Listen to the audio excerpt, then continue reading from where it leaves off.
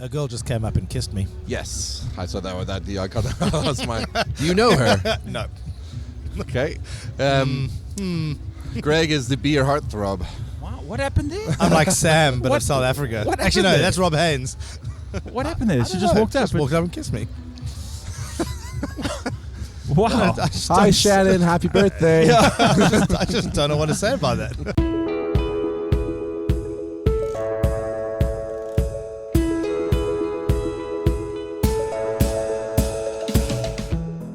Greetings, beer fans, and welcome to episode number 70.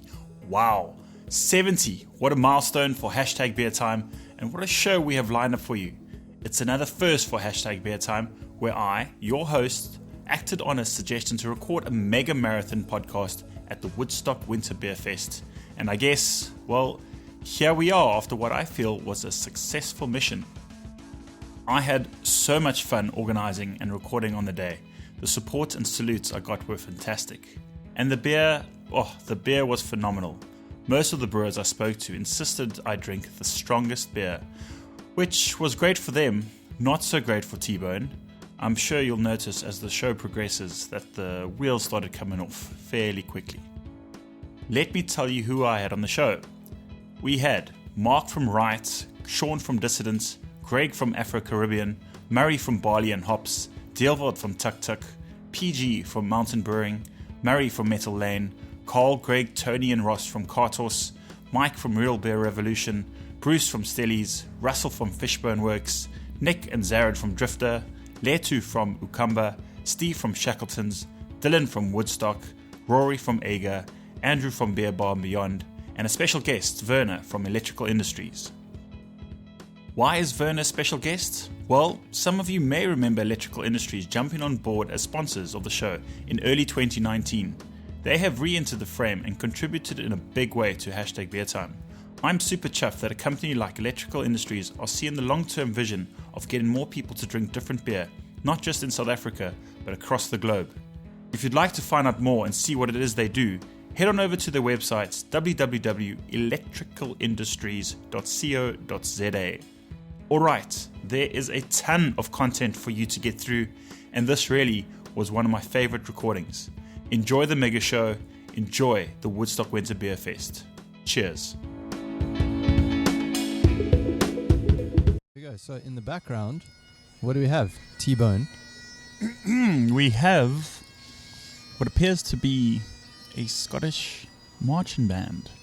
Do they call it that? I think it's it reminds me of school so much. Like we at School? Because we every Thursday afternoon the band used to practice, and didn't enjoy school, but this kind of takes me back and quite a nostalgic feeling. It's pretty cool. You know what else takes us back is a delicious glass of ice cold beer. Man, cheers to that. Cheers. Yeah.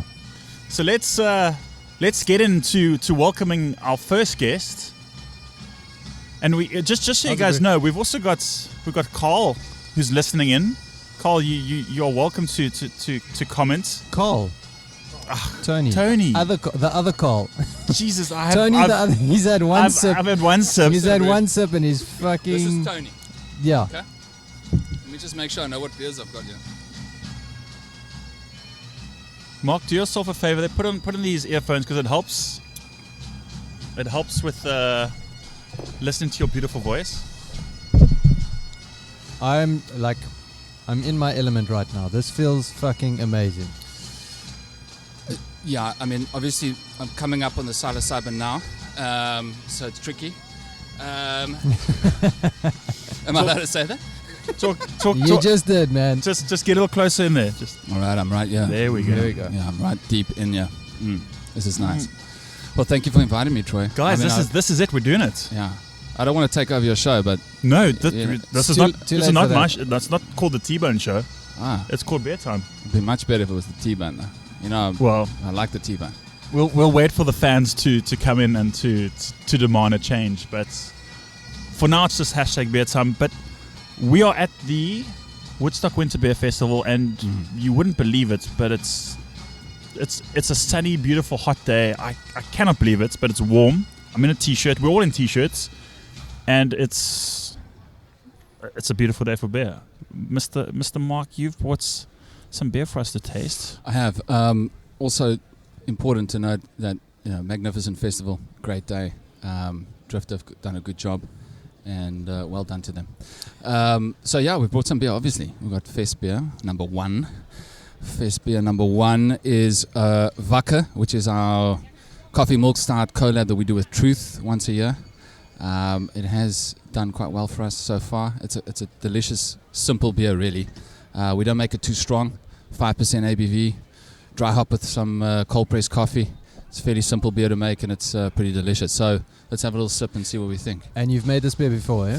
Yeah, it's a regular collab for us. So we this is the 3rd time that we've made it. We collab with it with Truth over essentially Truth Coffee. Okay. That's a different beer, T-Bone. But yeah, I'll was tell you gonna about that. jump Tell you about in that the one gun now. there. But no, I was like, that's not coffee. no, that's not coffee. No, that's something else. What the hell is So that? so yeah, it's very good. It's very good. Let's have a taste though, Carl/Tony. And in preparation for this, has it been like you guys? I mean, how many times has this beer fest been? This is the 4th. No, this is Of the the 5th. Okay. So the way the beer festival developed was the first year was the Drifter Festival in the old Masons Press, I think. And then we hosted the second one. Riot Beer hosted the second one at the Palms, 2016. Then we hosted the third one at the Palms, 2017. Then Drifter and Riot co-hosted at the Castle in 2018. And now Drifter are hosting on their own in 2019. Because it's too much hard work. Various various things. I'm not going to go into the deets right now, No but worries. various reasons, and life is busy, so we say. Yeah, exactly. You've done a good job with Africa hops. I think that's going from strength to strength. So let's talk about this beer. It's like a cold pressed coffee. Yeah, It's pretty it's much weird. Yeah, I It's know, good weird. It is. I was like, wow, Yeah. because it's super sweet, man. Yeah. It's delicious. Yeah, obviously we did quite a bit of. I think if I'm going to critique the beer right now that we have in our, it probably has a little bit of a yeast flavor to it. But that's because this is the first one we tapped out of the keg, and as always, unfiltered, unpasteurized beer is always going to give you a better flavor. And I think that there's a beautiful coffee flavor that comes through from the Truth coffee we were using in it. And it's a very simple beer, really. We used to do all sorts of complex things to make it, like putting beans in the mash and all that sort of stuff. And it does work. You do get a certain type of flavor from that too. But of course, that's an expensive, costly event for a very, very small increase in the beer quality. We found that the best is to put all our efforts into the dry hop with the cold press, and then you really get a nice flavor. I love this beer because you're also getting a little bit of sweetness from the lactose. For me, this is one of our favorites to make ever. Yeah. And that's- don't be surprised if you see it in the bottle soon, because it's Ooh. delicious and people ask us for it all the time. Yeah, Like, where can I buy it? Where can I buy it? I was just gonna ask, is that something you want to, make as a regular appearance? Yeah, no, most definitely, and I think we will. I think we will going forward. We haven't really seen. Right now you're gonna find it pouring at festivals when we're obviously at a festival, but you're gonna definitely find it pouring all year round at Truth's Taps in Bates & Gun Street in town. Yeah. Aha, awesome. And did you choose Truth Coffee? Sorry, this is just out of interest. Over any other brand because of the type of, because Truth's Coffee, if I'm not mistaken, is quite high in acidity. Is that Well, correct? I think Higher than other brands? I don't know. I'm a bit of a coffee snob. So Yeah. I think it's gonna depend completely. Hey, Carl Tony, where you going? Call Tony. Carl where you Tony. going? Carl Tony. Now it's Tony Cole. Tony Cole. No, look, the thing is that we, firstly, in terms of coffee flavor, all of them, depending on how you roast them, have different acidities. So it really depends on how you've prepared them in terms of the bean. Yeah. So this is a lighter roast with a sort of, I thought, an average acidity. I don't think it's a high or low.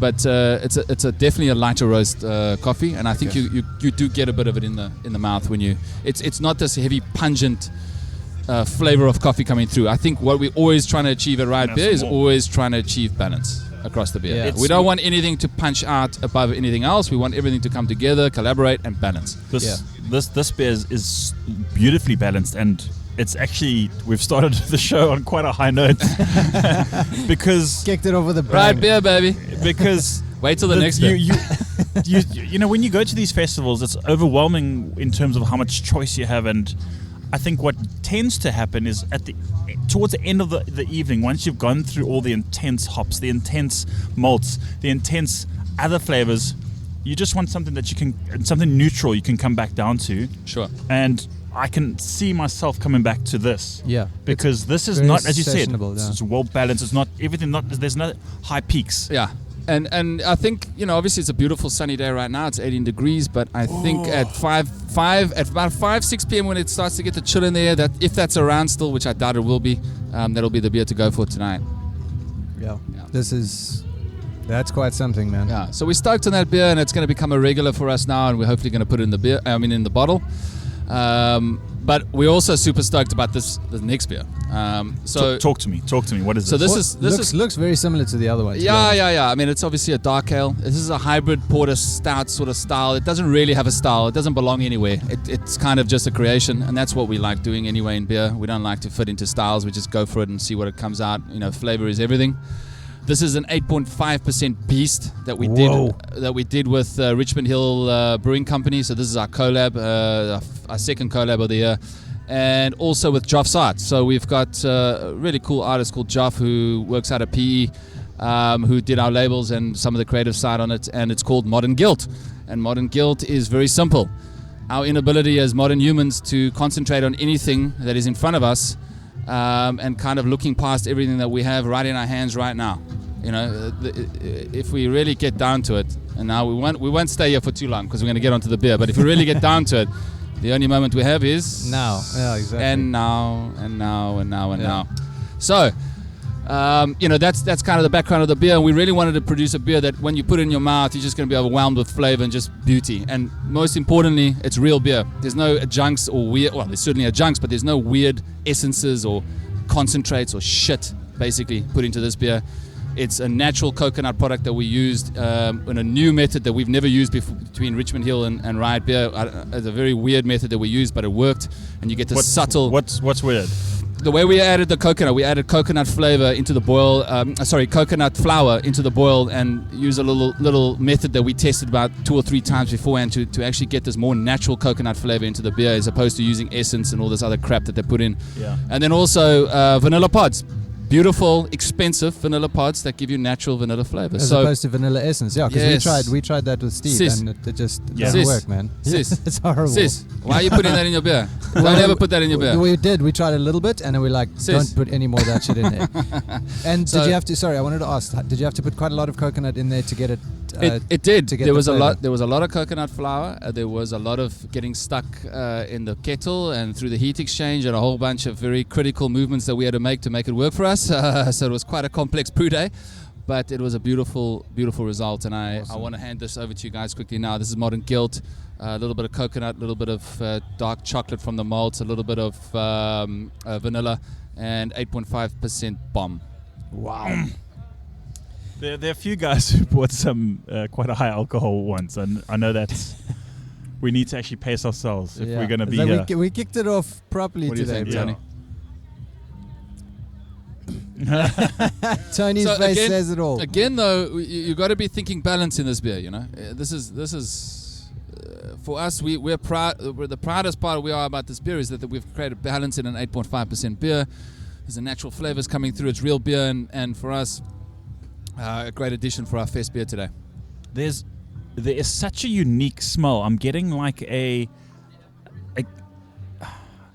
there's a certain chocolate, like an inside bar or a 5-star. There's a heavy chocolate element, There's definitely a chocolate in it. but there's also something. And that comes from the Simpsons malts that we use inside that beer. I mean, we use the absolute best products we can to make this beer. There was no skimping on the cost price. This is the best we can possibly get in the world to make this beer, and I think it comes out in the product. That vanilla's there when you taste it. And That coconut coming even on the nose, man. Like Yeah. you can definitely smell. how old is this in terms of? We brewed it at the start of July, so it's good. It's very fresh. Because I'm picking up there's a little bit of that when you breathe in. You got a little bit of that alcohol, Yeah, which definitely. you expect Yeah. at 8.5. Yeah. It So is- I think the trick at 8.5 is are you getting fusel alcohol or are you getting just a boozy sort of taste to it? I mean, and you are going to get It's nice. There's no ways that you can't pick up a booziness off an 8.5. Man, that's like suntan in a can. It's got like there's something about, well, obviously because of the heavy the coconut flavor Yeah. coming through, Yeah, that's although it's like a dark, heavy beer, it's still got a very, I don't want to say fresh, but like there's something summery about it. I don't know what. Yeah, I can get it. I think it's probably because we didn't attenuate it too low. We didn't make it too dry. There's a little bit of residual sweetness left in there, Yeah. and just to add to the balance of the booze. I always think it's better when you leave a little bit of residual sweetness in your bigger beers because it balances out that booziness. If you go too dry, if you want to go too dry on a double IPA, for example, Yeah. why is a beer like Ruination from Stone so good? It's because they leave a little bit of sugar in there, to balance it out. You can't be making those big double IPAs too dry. You got to keep them on point and drinkable. Without getting too technical, how easy is it to stop that? To stop that dryness, to stop that attenuation? You just take it off the yeast, or what? Is there a special way? Personally, I prefer the yeast to always finish out on its own. So you've got to choose the right yeast. As simple as that. Look, on a big beer like this, even if you're using something as simple as USO5, USO5 is not going to have the energy to go super dry when it's pumped through 8.5% of alcohol. On a 5%, it will go super dry because it's got more energy to do the job. But for me, choosing the right yeast that finishes at 10-14, for example, and that's as technical I'm going to go here because I don't think anyone else is going to get it, but to leave yourself a little bit of residual sugar in, Cool. Yeah. Cool. Well, I don't know forgive me if you're repeating yourself, but will this be in the bottle? This will be in the can.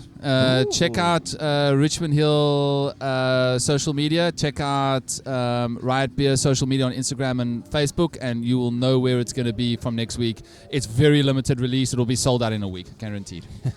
Well, And is this all? So you have these two beers today, and is there anything else you have? Your standards? Yes. We've got our two standards here today. We've got our lager called Session, and of course we've got our Africa's best IPA, the Valve. There we go. I said it. Don't worry, I didn't put it on. It's been a while since I had that. I think we need to test that theory. Yeah. Hey? I'm sure. I think so. Sure. I will bring you some treats for later. Yeah. Oh, there's a lot of How's that? testing. Thank you. And then of course we've got slightly alternative product. Our peach iced tea, which is an alcoholic peach iced tea. It's called high tea, like the Queen's high tea. One day we hope to drink it with her, but she might run out of steam before we get to that. I don't know. We'll see.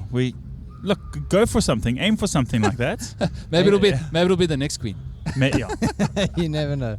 All right, guys. Thank you so much for having me. I'm sure you got many other takers, so I'll leave you to the day. And Thank you very much for joining us. I mean, T-Bone hasn't had me on his show for so long. It's been a long time. We did all sorts of weird things together in the desert. Like he stroked me, I stroked him. There was, and there was some on the weird back. stuff. Don't Yeah, worry, guys. no. Don't worry, listeners. Why are you embarrassed? The back of what? Why are you Because what embarrassed? happens at the Tony- burn, what Tony- happens at Africa Burn stays at the burn. I didn't mention any details. Well, why are you My audience has a very dirty mind. So, Well, so do I. Mr. Mark, it's always a pleasure. Thank you, sir. And good luck for today. I know it's going to be an absolute jaw. No, it's going to be a banger. It's going to be a Zen day. Thank you. Cool. Thank you so Thanks much. for having me. Cheers. Thanks, man. T-Bone, I wanted to ask you, so maybe we can talk a little bit about what's the best, in your opinion, how many beer fests have you been to? If you had to count on your hand, how many, like 100, 20, just did. Mark, before you go, how many beer fests do you think Cape Town has in a year? 6, 10? 10. It is on. It's on. Probably like 4 or 5 large ones, but then about maybe 5 or 6 undercover other ones. Yeah. Cool. So let's say 10 a year in Cape Town. And that's just in Cape Town alone. That's yeah. just in Cape Town. Yeah. Yes. No, Yeah. no. Definitely leave your beers here. Don't you dare take this away. Don't mix them either. I would say, that's... And you get different people who have different events. They call them festivals. But a festival like this, nothing more than 50, I don't think. So the reason I'm asking is, of all the beer fests you've been to, I mean, obviously you're going to have a best one, and there's going to be some just don't quite make it. But of all of them that you've been to, like, have you developed some sort of strategy going in? I mean, we're sitting now doing a podcast, and it's kind of different because, usually you go into a beer fest. I'm just thinking back to all the beer fests I've been to. Like, you walk in, you get your mug, and you don't have a game plan. Like, should you have a game plan? Because it's a long day, like, and the point I'm getting to is, like, where do you start? Which beers should you kind kind of, do you just try a taste of everything? Because that kind of does, that's fun, but like an hour in and you've had the equivalent of like 5 beers and you're pretty tanked. Well, yeah, two things. One, you need to give in to the fact that you're not going to try everything. You actually, that's what I say. You're not going to get around to, well, really enjoying every beer. You can maybe, I'm sure you can actually try it, and like, let's say there are 100 beers, I'm sure you can try to do that, especially at the Cape Town Festival Beer, where some of the people, they try to taste every beer throughout the 3 days. But the second point is you get palate fatigue.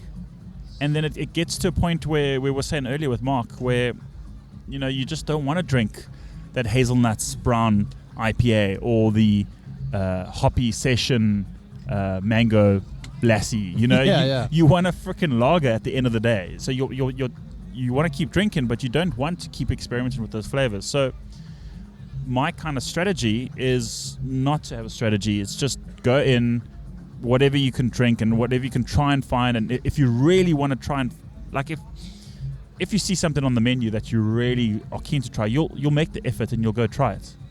But yeah, I don't think people need to stress too much if they miss something, because there's that whole FOMO fatigue, there's that whole FOMO mentality around beer, which, at the end of the day, if you don't try one beer and someone else tries a beer, then so be it. Mr. Tony, Yes. welcome back. Thank you. Caught me off guard there. Yeah, no, don't worry. We don't like to catch people off guard. But guys, you must avoid eye contact with the next person is approaching us. Oh, the man. The man of the hour. The man who's very kindly let T-Bone use his little teepee over here. We need to say thank you to Trevor. Trevor, say something. Hi, how's everyone? Good news. That's work. That's Trevor from Old Potters. Welcome. Are you gonna come join us later, Trevor? All right, new man. Well, you know what? You can join us now if you want. You want to grab some new batches, and then come join us, and then we're just chatting and drinking Nice beer. hat, T. Thanks, nice cap. Thanks. Well, it's good to have Trevor around. It is. It's But listen, I want to get back to this. get back to it. Getting to the beer thing. So I think that what you were saying about the FOMO thing, especially with something like this, when I say something like this, a beer fest like this, where there are beers brewed specifically for this event, and it's it's winter, and the guys are obviously that it's going to be bigger beers because it's it's all the stouts and the porters and the quads, and if you go in and you just want to try everything, if you get here at 1, by 3 o'clock you're going to be the world's most famous human. Like you're going to be that guy. Absolutely. And it's and this is what I'm asking about pacing yourself. Like, do you try a little bit of everything? Because also there's so many beers. I mean, I just looked at the list of all the beers or all the breweries that are going to be here and what beers they were brewing. And you get excited, man. You're like, whoa, bro, I must try that. There's chocolate chili this, and all these cool dark stouty. To me, like, I mean, I'm a stout and porter kind of guy because I don't know, for whatever reason, they're just sweet, dark, and delicious, amazing. So it's dangerous. It gets dangerous out there. But how do you actually, the next morning, how do you remember all the beers that you've drunk? You're going to remember the last That's time a you very drank. good point. You tend to, I mean, if we look back, even looking at this festival, a year ago, the exact same festivals here in the exact same spots, and there were the exact same, well, pretty much the exact same brewers who were making some amazing beers. I bet you right now, maybe 5 people, I can count them on my hand, will remember maybe one beer from last year. Not everyone can remember what they drank last year. Yeah. So my point is that you're going to get drunk, you're going to taste beers, you're not going to get around to trying everything. You need to submit yourself to the fact that if you find one beer that you really enjoy, like I can already see myself visiting Riot, and going back and enjoying that beer, and going back and be like, cool, I'm gonna spend money and I'm gonna buy this beer, and you know what? If I just drink that beer and maybe 5 other beers throughout the day, I'm happy with that, and that's I'm going to have a good beer fest. I think there are people out there who I'm sure she'll be proud for me to say her name, Shay.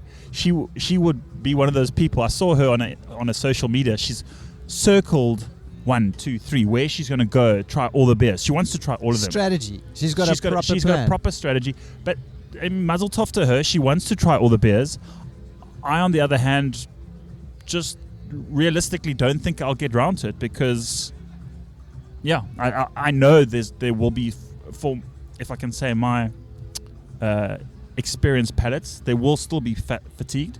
They will still be palate fatigue. So, yeah. I think it depends on. It's exactly that. If you got a mission statement and you say, right, I'm going to try all the beers, and it's about the tasters. If you're going to try a pint, you've got a problem. Yeah. A pint of an 8% beer, like you're going to be. Then you're going to have done. 3. I think that's the discipline. And go home. It's not about. It's about how much beer can I actually drink, and then put it on the table and say, right, I can drink 16 liters of beer. I'm going to take half of that to tasters, and then the other half just have a blast. Yeah. Because the thing is, like, it's so much fun tasting all of the beers, and you're like, I always, at the beginning, you get in, and you're like, okay, cool. Let's try this, that, and then slowly you start like, ooh, that was a good one. I must remember that one. Oh, yes, that's good. Okay, must remember that. And then you have, so you've tasted 4 beers, you have a pint of one because you want to like just chill for a bit, you have a lager with like a nice light pale ale or whatever, and then you go and try and taste again, and by that stage you're like you end up going back to the same one. You just like, yes, okay, that one, yeah, that's funny how the that one. always works. And you just try and hang around that little honeypot for as long as possible. I think you nailed it on the head there, because you do just, especially at a festival like this where the queues get quite intense, you want to do something that's also a little bit easier for you. You get a bit lazy, and you know, like, oh, I could go all the way down there to get that and stand in the queue for 5 minutes to get what it, luckily if it's 5 minutes, try and get that whatever different beer. But you know what, if there's a guy right here who's got into his pale ale and it's not been poured, let's go there. I'm gonna get it. I enjoy it, and it's working for you. Exactly, like if it really has to work for you, because it's a long day. And if the thing is, like, Tony, you've done that before, haven't you? You've been the guy that just had that one beer time and time again once, and it just and it ended up pretty badly for some of them have been good, most of them have been bad. I think we've spoken really about this before. It's a recurring theme here on Hashtag Beer Time. There's something called the Warlord or something. Yes. Let's not go there. But yeah, that we've told the story before, but we won't repeat it. No. The music in the background's not that bad, hey? No, it adds a nice vibe to it, I think. I think people can feel that they're here. I hope starting so. to warm up. Oh, hello, ladies walking through our tents like it's no business whatsoever, but you know what? We're all welcoming here. So guys, the question is, how many, since we're here and we've just spoken about how much beer we're actually going to taste, so how much beer are we actually going to taste? That's how much do you want to taste? Yeah, exactly. Haven't said what we just said. Let's get wrecked. Let's get wrecked and try as many beers. No, I think we do want to. I think a little bit of a game plan for Hashtag Beer Time today is to try and sample all the once-off batches, or most of the once-off batches. And if you look at, I think there are about 18 brewers, so everyone's bought 1 or 2 specialities, so that's a little bit more over 30 beers to try and get through. But hey, you're the host of the show, man. We just got to keep it small. Keep it small. We're here for a good time, not a long time. So 50 mils. you just need to pace yourself. But I think it'll be cool to just hear a little bit about, like Mark was explaining about each of the beers, because these are very specific beers. There's little tips and tricks and techniques that that they've used to and the learnings, stuff they've learned in creating this beer. The brewers have thought about it. They've really put a lot of thought and energy into what they're going to do. It's not just, let me just make a beer and add an adjunct or something sweet. They've actually sourced different ingredients, and they've got a bit of a message behind it. So it's exciting. Yeah. So let's take a quick break. I want to push stop, and I actually want to get our next guest. So let's just push stop, and then we'll come back. Cool. Hi. I'm going to assume this is going to be you're going to spend a week to edit this because it's going to be a lot of shit. No, I'm just gonna. You just roll with it. I'm just gonna chuck this straight in. Greg Fuck and yeah. Sean Fuck yeah. from Afro-Caribbean and Dissidents. Hello, guys. How you Hello, doing? Troy. What are we drinking? Greg, what have you poured me? You are drinking Collaborate and Listen Strawberry Milkshake IPA, Wow. collabed with the brewmistress Lucy Korn, wife and lover of Sean Duthie. Guys, this is a PG. Geez, okay, we won't go into the details then. Sean's here. Sean, how are you, Sean? I'm doing very well. I am also drinking a collaboration beer done at Africa Being Brewing Company with the legend himself, Garrett Oliver from Brooklyn Breweries. It's our Quick Hands sorghum saison. Why is it? I think Greg told me the story the other day. Why is it called Quick Hands? It is called Quick Hands. I think Greg said sometimes you have to have quick hands when you open up a bottle of Amboti. But you have to because when Garrett was here, he really wanted to have local food and local drink. And we struggled to get kind of traditional sorghum beer. And we asked quite a few went high, people. we went low. High and low. And finally Greg said, screw it. And he asked some of his kitchen staff, and they were able to supply us with two 2-liter bottle full of 2-liter Sprite bottles full of sorghum beer. And I remember, and we told Garrett he could open it. Garrett and I both kind of picked it and went, "Ooh, it's quite a full bottle." It's, when there's a lot of CO2, it's quite a felt hard. good, well it was a expanded. hard bottle. Yeah, well pressurized. Yeah, and then when Garrett went to open it, we had a Komboti volcano. Accident. Can I just say, you're pronouncing that word beautifully. Komboti. Yeah. Is very good. So that's just explain to our international listeners what Mboti is.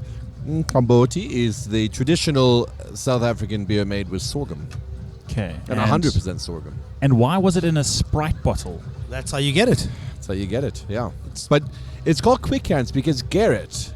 If you've seen Garrett Oliver, he is a very, very snazzy dresser, much more so than the two of us. Yes. And he's not a young guy, but he moved like a cat. Yeah, he managed to slide that exploding bottle down the table towards Sean and the Yes. rest of us, and at the same time dive across the other side of the restaurant, spraying at least 5 tables in this stuff and not getting a drop on him.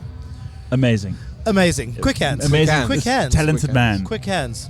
So Quick hands. Well, it could. do you something mind if I else, have seeing as we're talking about this, can I have a sniffy sniff? You can have a sippy sip if have you a want. tasty Well, taste.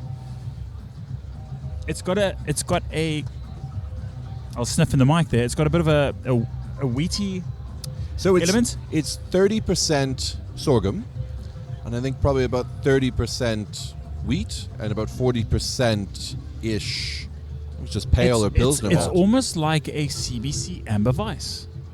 Is that a fair assumption? I mean, I think the yeast it's- gives similar characteristics, doesn't it? From the saison yeast to a Weiss yeast. And I think the sorghum gives it a bit of a like the body a bit of a creaminess. Is it meant to give a bit of a bit of tartness? Is that Yeah, meant no, that's definitely the sorghum. Yeah. Sorghum Yes. comes through in a tart, but tart yet creamy. Like it gives it like a smooth mouthfeel. We tried the more sorghum we put in, the more creamy mouthfeel we got, and the tarter it became. Really?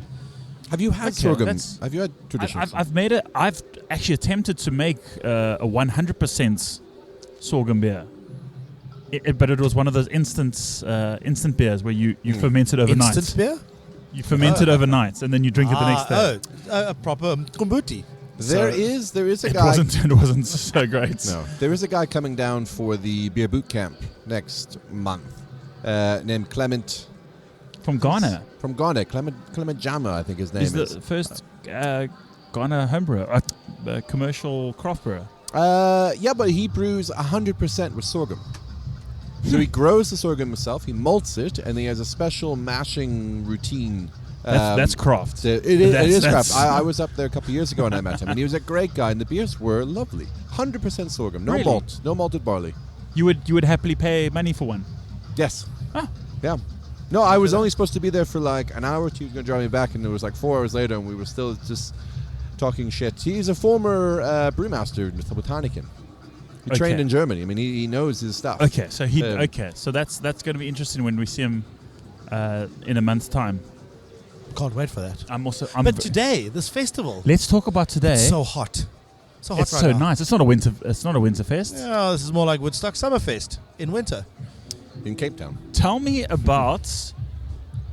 Maybe I should get the brewmistress herself, but this collaboration. to be Stop. fair- Collaborate and listen. Collaborate and listen, Milkshake IPA. Yeah. Well, to be fair, Lucy, Sean, and myself and Rochelle worked on the recipe a bit. Lucy did more of the dancing than the brewing, I'm going to be honest. But she's pretty good at that. She likes the singing too, so a lot of the dancing and singing that went into this beer was from Lucy. All the work generally went in was Rochelle's, and Sean and I pretty much just fucked around most of the time. Can you say fuck on the show? Is there anything new What, new? in terms of what you just explained? Like, there's nothing No, new about that's that. the same. Yeah, it's the same, pretty much. Yeah, all you the can time. you can say the F word. Yeah, okay. You can thank drop F bombs. Sorry about that. Yeah, so it's Milkshake IPA. We've got lots of IPAs coming out. Space Llama's back in 6 days? And it's delicious. 7 days? Thursday. We had it Thursday, this morning. 1st of August. Does this go out before the 1st of August? What Can you get it out? Thursday, the 1st of my August. word. I've just realized what next week is. International IPA Day. Milkshake Is that IPA. is that this Thursday? That's this Thursday. I can't deal with that. Milkshake IPA, Space Llama, Citrus Space Invader, Hop Monsters, Jungle Paradise, Hop Session for the guys who don't want anything above or beyond 5%, Stone, Go-To IPA, and probably a couple of other IPAs. So this on is tap. all at Banana all Jam. at Banana Jam Cafe in Africa Caribbean. Well, this is only coming out on Friday. Maybe I should bring it forward. I think you maybe should Thursday morning, maybe. Or Wednesday. Drop Wednesday evening. Let's drop it. Yeah, Let's drop this it Wednesday. Please. And then, sure, okay. Oh, there's a lot of beer that's happening. And we have the event normally upstairs at the brewery. We have free IPAs for free IPA when you order some of our IPA inspired dishes. This is a huge plug, don't you? This love is it, a Sean? massive plug. I'm like taking this opportunity to just free advertising is free Perhaps advertising. you can just edit this part, Troy, and put it out. Put it out tomorrow. But anyway, guys, we're enjoying a festival today, and then it's IPA day next Thursday. Help me. Rehab on Friday. We were talking about something before with Yeah. Tony and Ross. Their question was, how do you go through this festival when you know there's so much beer on offer? How do you go and attempt to try and drink everything? Do you know what's amazing Tasters. though about where we are at in South Africa? Where this is like, if you go to a festival in the UK, or Metaphorically States- speaking. no, literally Wow. speaking. A girl just came up and kissed me. Yes, I saw that. I got that. That's mine. Do you know her? No. Okay. Greg is the beer heartthrob. Wow, what happened there? I'm like Sam, but What- of South Africa. what Actually, no, happened there? that's Rob Haynes. What happened there? She I just don't know, walked up. Just walked up and kissed me. Wow. I just Hi, don't- Shannon. Happy birthday. Yeah, I just don't know what to say about that. I'm a little bit freaked out. At least it wasn't I'm on the glad lips. I got you guys next to me. Anyways, I was saying what's cool though, if you think about it, like if you go to a big beer festival in the UK or the US, you never go in there thinking I'm going to try everything that I want to try because there's too much. It's impossible. You will die. So you have to edit and limit it. You will die. You will die. But it's cool that we have now reached that point where you can't be like, all right, there's 10 beers I want to try, I can have them. They're at this festival, there are probably 80 beers that I would be keen to have, and probably 40 of those I'd be keen to have a couple of pints of. And that is... Good Lord. I'm down with Sean. Sean, you will die. Please don't. Don't stop me. Yeah. You're not my mother. Yeah, I know. It is. You get palate fatigue. So you have to just pace Actually, you yourself. get drunk. Yeah. Yeah, that's also known as phallic fatigue. Yeah, fat fatigue. Blah, blah, blah. Oh, talk like Cam.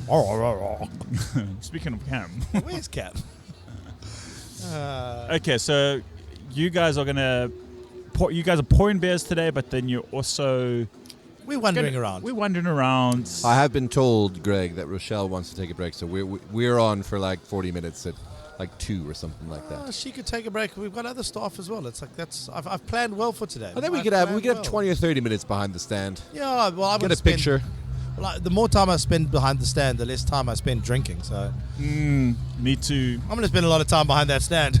keep you in check. I know Try. I have to work at Metal Lane later, so that's a good thing. That's okay. One beer for you, one beer for me. Yeah, I was kind going of to say, I mentality. always find if I work behind a stand, I drink more because it's all just right there. And you're like, oh, I'll just have a little bit of this. Oh, this is very nice. Sean, you have a problem. Well, yeah, I have an empty glass. I really do have a problem. Cool, Where's the guys. Waitress. That was awesome. You're welcome to stay and chat, but I think we've both got. We've got things to do. Our glasses are becoming empty. You're welcome to stay and chat, but I'm leaving. Should we just carry on? We can talk to each other, Sean. You know, we No, can it's discuss. We can discuss our next trip to Singapore and Bali. Bali. We'll be brewing in Singapore with Red Dot Brewing Company. Tell us. We are A sorghum doing it- New England IPA. Yeah, it's There's something I've been wanting to do for a while. There's a lot of dodgy things, beer stories coming out of the east. Oh, You must jeez. choose your breweries carefully, hey? That wasn't the East. That was somewhere else. I Okay, think. so you're off to Singapore, Singapore. and Yeah. you don't. I'm sure there's There are a lot there's- of breweries in I'm Singapore. sure there's a There big are a there's a lot. big And brewery. a lot of them are run, or the brewers are actually American or European. A lot of expats that have moved out there that like their beer, similar to a lot of other sort of Asian or South American countries where there wasn't a lot of craft beer, and the Americans who moved there, especially the Americans and the Europeans, were like, we want IPAs, we want big stouts, we want all these beers that we used to get back home, and they've started their own breweries. Same as I suppose anywhere where there's no craft beer market. A lot of the guys from the States have come in there and done some really amazing things. A lot of guys that used to work for Heineken in Asia and the big breweries in China have sort of stayed in Asia but branched off and gone to like Singapore and Thailand. Vietnam's another big, their craft beer scene in Vietnam has grown huge. I'm hoping to get there as well this year. I mean, But it is, If, it's amazing, If like- anyone's going to go there And to good travel beers. to as many cities as possible, it's Greg. Yes. Well, that's the surf beer travel. Surf beer travel, yeah. Yeah. Getting people taking photos. Greg, you are a celebrity. Yeah, I know. I think this other girl might come and kiss me now. I know. That might happen. We can change this from an audio booth to maybe a kissing booth. Well, it's just that Sean and I were just talking. Yeah, I'm going to go stand over here. Why were you looking at Troy when you said that? Oh, I know girls that want to kiss Troy. No. Okay, Those- no. Those sorry, days are none- done. None come to mind. Yeah, none come to mind. Cool, gents. Thank you. Thank you very much. Short and sweet. Short and sweet. Because you know what? There are a lot of brewers to get through. And T-Bone Troy needs to pace himself. I've got a lot more girls to kiss. Not. Yeah. Cool, guys. Thanks. Okay, bye. We're back. Hello, Mr. Murray. Hello, Mr. T-Bone. Murray number... It fluctuates, but Murray number... You can never decide. I'm generally either number 1 or number 4, depending on how you're feeling on a particular day. Hey! Oh, Well, what am I today? Murray- Am I in good books or bad books? you are the first I Murray. gave you beer, so I you- better be number 1. You're the first Murray on the show. So, today. So, Murray number 1. That's your way of saying I'm still number 4.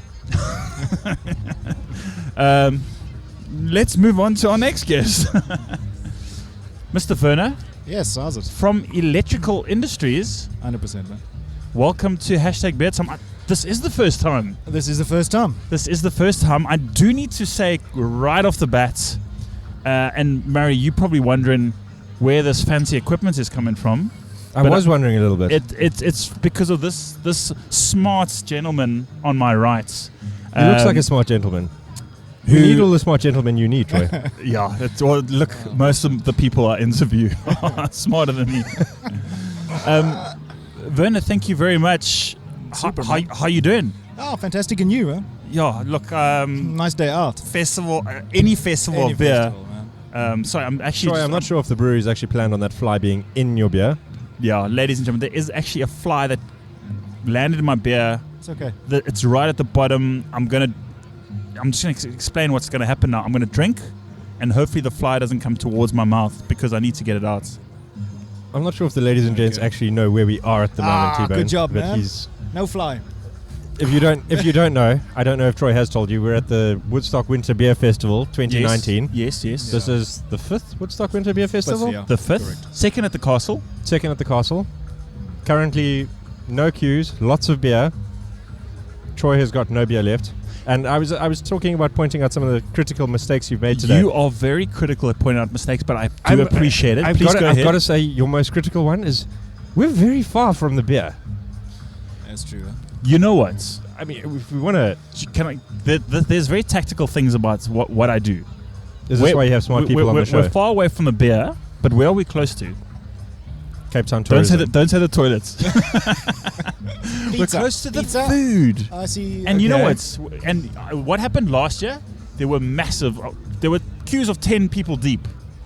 And you can't go sit yourself that side when it's going to be busy. You want to come where people are going to come and chill later towards the end of the day. But you know what? We're only going to be here for half the day. Believe it or not, I actually want to go and drink some beers. You? Me? Oh. So, well, my other thing, Christian, is do you have a beer runner?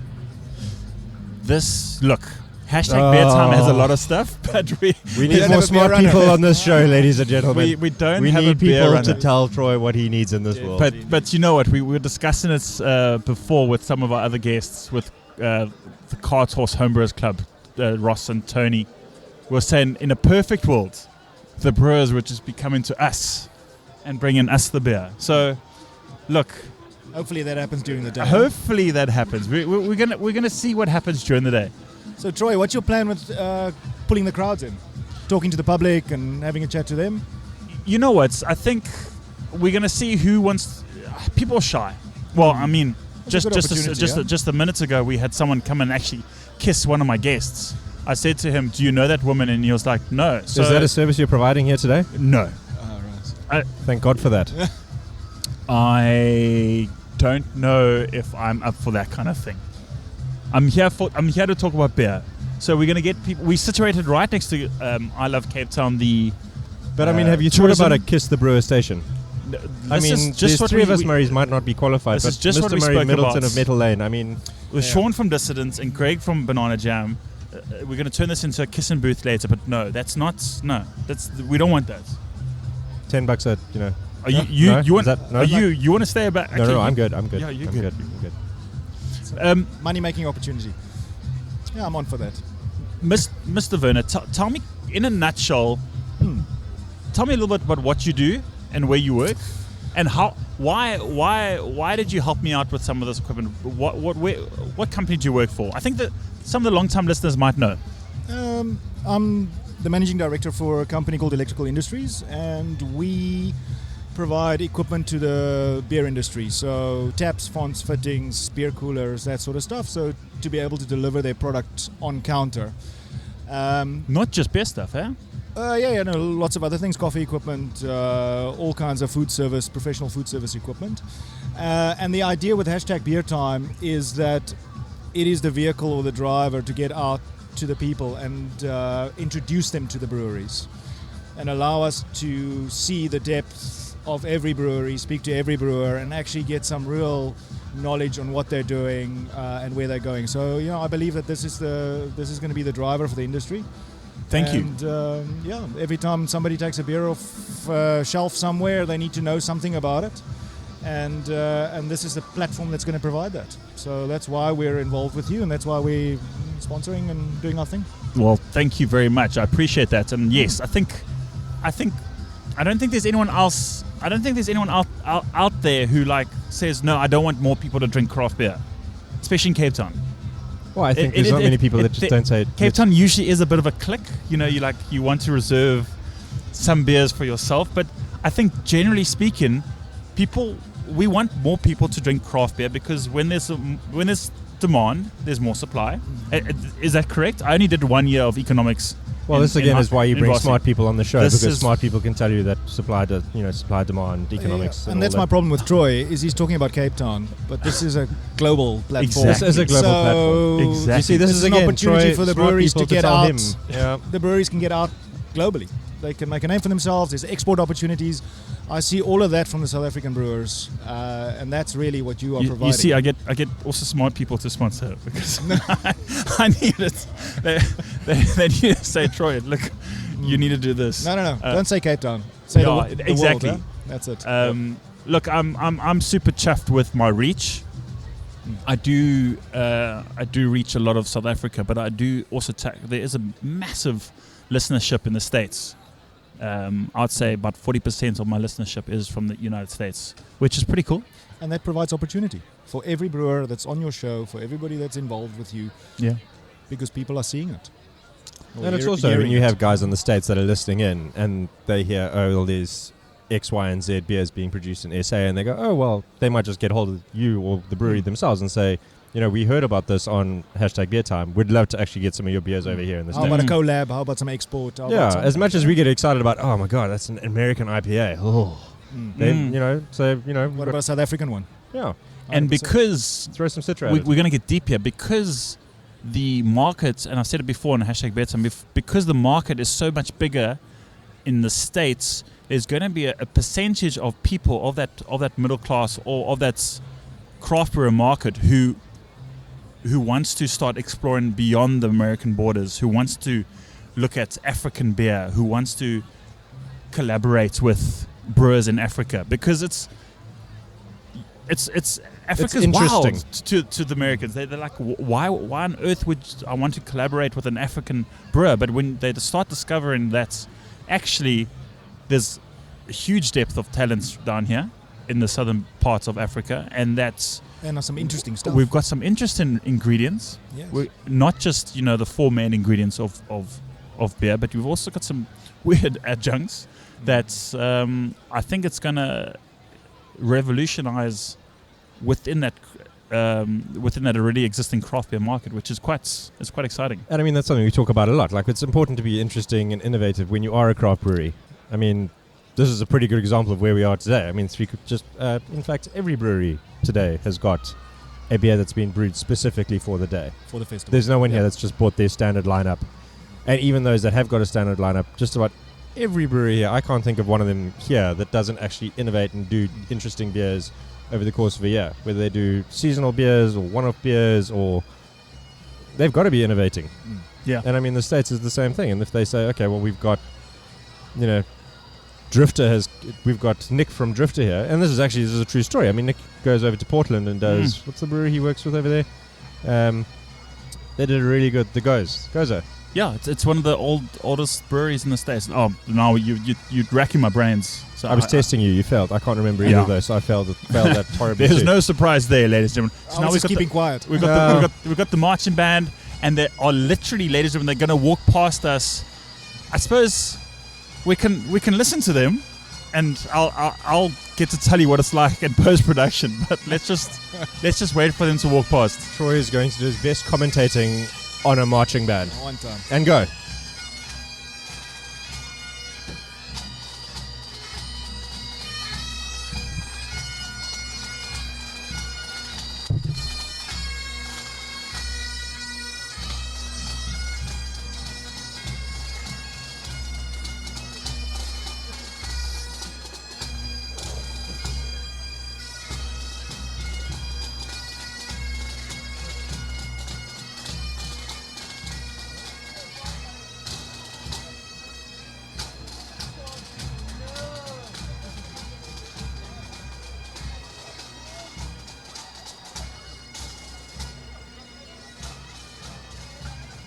Okay, well, I'm actually glad because they did a bit of a roundabout turn. They did a 180, and then they just went straight back around. So that wasn't. Sorry, I'm back. It wasn't, I it wasn't too apologize bad. about You were social media in there. You were. Sorry, I'd like to try to do my part where I can. You do a good job with your. You are very one of those people who carries around their GoPro. A lot more than anyone else should. I'd like to take credit for carrying around a GoPro, but Troy was sitting here and you've got an entire production studio that you've lugged over here. Yes. Can I ask you, how do you manage your media on the GoPro?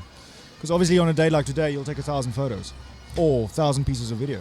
Yeah, so my general madness to the GoPro is I basically just throw it around. I'll find something and I'll just throw it. I don't use sticks and gimbals and all the rest of it. And then there's a great app from, sorry ladies and gentlemen, we've kind of strayed from the beer, but I think this is something that's kind of important for the industry, is actually telling people about it. Media management is the most difficult part. And then there's a GoPro app called Quick. And at the end of a festival or whatever I've really been shooting, I just throw everything in, and the app basically does everything for me. Yeah. I'll flick through and I'll highlight particular parts I want. It's been updated recently. It's actually pretty badass. It's a very, very impressive app with what it does. I won't lie that I don't have the patience to sit and do manual editing in an iMovie or I want something that's quick, something that's snappy, and something that I can do sort of on the go. And also, I don't want to have to whip out my laptop every time I want to edit something. I'll use my phone and I'll just get it done that way. So yeah, if you actually want to see any of the videos that we've done in the past, just head over to the Barley and Hops Facebook page, and you can see from just about every festival that's happening in Cape Town. Okay, so this festival will be on there as well. Yeah, so we did one last year. Fantastic. And you're a big you're a big fan of Facebook, eh? Yeah, I like so. Facebook for what I want to try and achieve with Barley and Hops is very good because I can actually target the people that I'm after. And those people are people that drink beer. Barley and Hops, as you well know, I don't just go for people that go craft beer, because for me, I'm trying to get the standard lager drinker to drink something that's not a lager. And if calling it a craft beer is going to put them off that, I won't call it a craft beer because I don't think that's necessary. These guys are all just making really, really good beer. 100%. So the more you can say, okay, you know, if they're not going to try a CBC lager because it's being called a craft beer, it's a bit short-sighted by them. But if you just call it, well, it's just a CBC lager, they go, oh, okay. And then you can say, well, maybe you should try some of the other CBC beers. Get them into it. And Facebook at the moment just works really well. We will be starting a YouTube channel eventually. Ooh. But there's a bit more investment in that. You do have a face for YouTube. I haven't. That's have you ever heard that before? I've never heard that before. I've generally been told that I've got a face for radio. Well, which is why I'm always happy to spend time with you. To hell with those people. Yeah, I'm looking forward to that. I'm actually also trying to get back into my YouTube. It is fun. I think the secret, if I could, for the people listening and they want to do a YouTube or anything that's video related, even podcast related, just don't worry about the stats. Don't worry about who's watching or how many numbers you've got compared to the big guys out there, the Joe Rogans. You know, they get millions of hits, but that's because they had to start somewhere. Yeah, and just do a good job. You have to just be consistent. Yeah, I think that would probably be my biggest thing. Like, I think there are too many people that have kind of gone out there, shot the lights out, and they've realized how much time it takes to get things done, and they then stop. If you want to do it, just do less and do it consistently. Barley and Hops, we make sure we do the Friday beer, and if nothing else is happening, the Friday beer goes out. And when we can, we try and do everything else. But just be consistent. If you're consistent and you're speaking to the same audience, that audience will tell other people, and you will slowly grow. Yes. Well, guys, we certainly have been learning some stuff here at the Woodstock Winter Beer Fest. I have to remind our guest listeners that we are actually at a beer festival. Yeah. Gents, thank you very much. I'm gonna let you guys go because I know that there is a lot of beer drinking to be done. A lot of tasting to be done. Where's that? Oh, you didn't bring a runner. That's right. Sorry. But I do have my next guest lined up. See, it's happening. The guests, the brewers are coming to me. Beautiful. I like that the brewers are wearing. Oh, we're actually doing the full Christmas in July here. I've just realized. Yes, there are some brewers with some Christmas stuff. Staggeringly beautiful Christmas jersey. So, some good knitting. Mr. Murray, Mr. Werner, thank you very much. Cool, man. It's not the last time we have you on the show because I'm looking forward to maybe chatting more about different elements in the beer industry, but I'm excited to work further with the electrical industry. So thank you very much. Thank you very much, man. And Mr. Murray number 1 from Barley and Hops. God, you got a face for radio. Thank you, T-Bone. You've clearly had too much. Maybe you shouldn't have had that fly earlier. Cool, guys. Thanks. Cheers, man. Hi, T-Bone. Yes. Okay. I'm so tempted to pull that plastic off that cover. You know what? I also thought about it. But no. It's one of those, like sometimes I will pull it off, like you get a watch or something, a toy or something, electric device, and then you just want to pull the plastic off. I don't know, sometimes I do, sometimes I don't. To me, the most satisfying is like if you buy like a big appliance, like a stove, and the whole side. Yes. And you're like, challenge But accepted. don't you get also chill plates or machines where the countertop Yeah. of the Like mini ladies. When you get a mini lady, everything, all the stainless mini bits lady is are a covered. mini cake pourer. Yeah. and you pull that thick plastic off, and it's just the best. It's Yeah. fresh metal. I love it when you talk dirty to me. Yeah, it's even like it's comparable to pouring the first beer out of it. Yeah, Yeah, there's something very special about unwrapping a beer product. Never mind an actual beer. Yeah, the toys to go and like make the beer. Those are the fun things. For those of you who don't know, I am with Pierre here from Mountain Brewing Co. and Mr. Deelwald from Tuk Tuk. Why are you guys sitting at my stand? You invited us. Okay, what's the second reason? Woodstock Winterfest 2019 At the and frickin' castle, man. At the frickin' Yes, castle. so- Can you believe? Check the mountain there showing off in the background. It's actually very What a beaut. spectacular. What a beaut, eh? This fest is blessed, eh? I Yeah, mean, this bad day, weather I mean, before, bad weather tomorrow, Exactly. but today it's We sun's out, guns out. I think storm for a week. everyone's been Party for a tracking the day. weather, Yeah. and it was just when you looked a week ago, you would just see rain, rain, rain. Yeah. Friday, Saturday, Sunday, today it's just sunshine, and then from Monday it's just massive storms again. So, Downpour again. as you said, we are truly blessed. But third reason why you guys are here, because Indeed. correct me if I'm wrong, you guys did a collab. We Yes, yes. It was a matrimony of absolute bromance. Sure, I'm a little jealous, but I carry actually on. couldn't put that better. Like that Yeah. was I wanted to like is this can you give me a recording of this? Like this would be we fantastic. we can replace. We have a very special guest who's just sat down. Please, young lady, you are welcome to put some headphones on. This is the better half. Definitely. Can we say the better half? Definitely. By far the better half. Madam Romy, it's been too long. Welcome to Hashtag Beer Time. You're welcome to swing the mic. Look how we have all kinds of equipment that we can use here. So welcome. Why, thank you. So, meneer, look, I'm trying to get in my Afrikaans here, but I got to remember that I've got American listeners. So, Praat met my, maak op jou hart. Sê vir my hoe jy voel aan die my binnekant. hart is altyd oop. Talk to me about this beer. What do I have in my hands? It smells floral, fruity. What's There's Yeah, definitely this is, some fruit. It's basically a peach barrel aged beer that we made.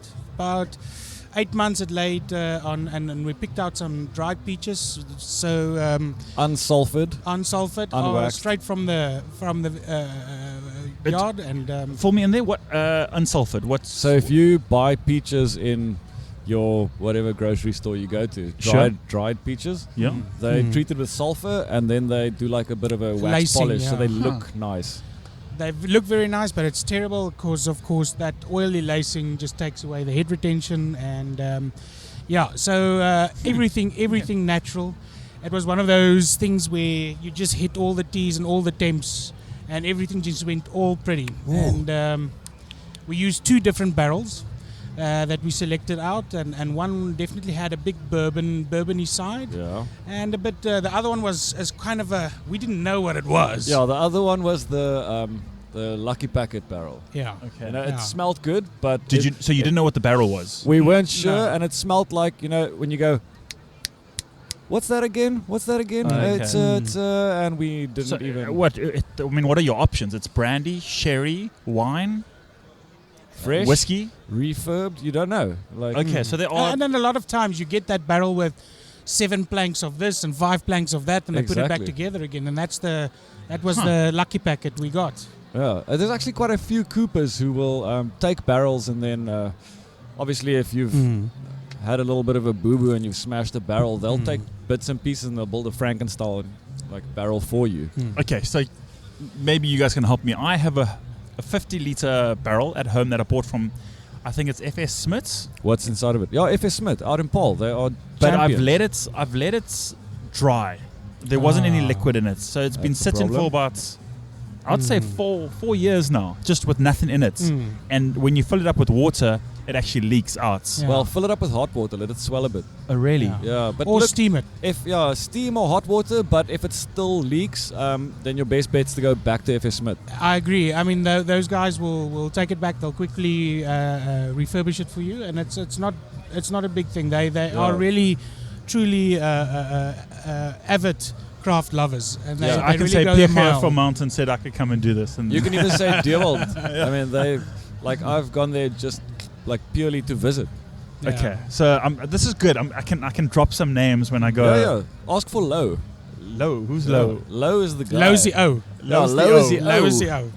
He's the guy you want to talk to there. He is on point. And okay, so then. Back to why we're here. Yeah. Yes. So the base was around 8.5%. Yeah. And I think that spiciness that you get as well as that lacquer Hallertau Blanc that we used, Ooh, that yeah. just Love that complemented the peach side of it. And then we started back blending afterwards. And one of the barrels, our Lucky Packet, had a bit of funk in it and a bit of petty. And we were like, yo. Yeah, we weren't where's this sure which going? way it was going to go. And we left it. And I think, Devil constantly came around and we tasted and tested and just shared a bit of bromance. And obviously, at the right time, we blended it back. And we got some organic peach from Magaliesberg that we blended it back in. Oh, good stuff. And I think that's the amazing part for me, because the frustration and the difficulty working with fruits all the time is it gets watered down, or what you taste in the fruit you'd never taste in the beer, and I think we've aced it on this one big time. The peach is in your face. Well, it certainly has made me more aware of what I'm drinking, because when I was drinking, I was like thinking max 7%, but it is one of those beers. I'm also I think that's far go- that's more gonna come aware and of hit you my later. upper body, but not so much my legs. But guys, I'm actually blown away by the fact that. How long did you say this was sitting on barrel? 8 That months. was about 8 months in the barrel, So- and we lagered it for about 2 months afterwards. Yeah. So this is not something that you guys thought about like last month. No. You guys, it must have been after last year's festival. There's going to be some nakedness going on. Don't look to your Yeah, look, left. it's definitely. Oh no, was that? Oh, I hope that I felt that. You've got the Easter eggs. the guy in charge of the Woodstock Winter Beer Festival with his eggs on my Drop- shoulder. It was Yeah, great. Dick Drifters. It was great. I mean, Nick Drifters. Yeah. I felt that right on my shoulder. That was fantastic. Okay, so What were back we talking to it. about? So yes, You guys started. You guys must have thought about this right after last year's festival. There was a lot of planning that went into it. You guys have had a bromance for about a whole year. Can I? Yeah. Is that safe to assume? Well, I'll be honest with Absolutely. you. You are Rams, 2 are you days happy late with of this? our anniversary. Yeah. But Romy is totally okay with it. Okay. She endorses it because we're all just happier people, sharing the love. We're talking about beer, right? Yeah. What Cool. were you talking about? Yeah. No, it was like a lot of planning went in, and we obviously started with the basic chats. What are we going for? Because you kind of dream up something in your head before you actually produce it. So we had a lot of ideas with back and forth. Also, I'd say like a lot of unknowns. Like how do you get something to taste exactly how you what can you kind expect, of imagine it? Yeah. And I think we really, really grilled it on this one. We had some, don't get us wrong, it wasn't smooth sailing all the way. At one point we thought, no, You can tell me. I believe you. We were like, this is going down the drain. Yeah. We at one point it looked a little bit like mud water. Yeah. The and peach itself had a lot of fiber, Yeah. and because it wasn't sulfured and etc. and organic, it went brown. And the 2 months of lagering wasn't to crisp up the beer; it was to get it clean. Yeah. Not even joking. Smelled like amazing peaches, like now, but looked like poo water. Muddy. Well, It was gross.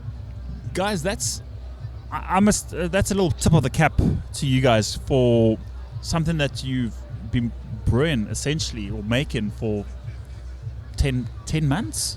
Yeah. You've been busy with Slightly, this baby. Well, including planning, it's like a touch over a year. And I know the anxiety that comes with that, because you have no idea what's going to happen. No, you're right, and it's high risk. It's massive risk. But guys, it takes quite a bit of. you have nailed this. This is for what, if you take yourself back 10 months, you think, okay, I want to make a peach beer and I'm going to age it in some barrels. I'm not sure what I'm going to get or what kind of flavors I'm going to get from that, but let's just see what happens in 10 months' time.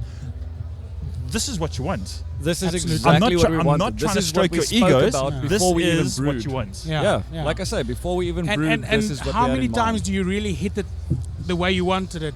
And Hardly 10 months ever. down the line, Yeah. all of those planning and integrates worked out. It just complemented each sector of this beer. Only problem is now, we were thinking, okay, cool. So this is now the peach version, and obviously there's more to come next year.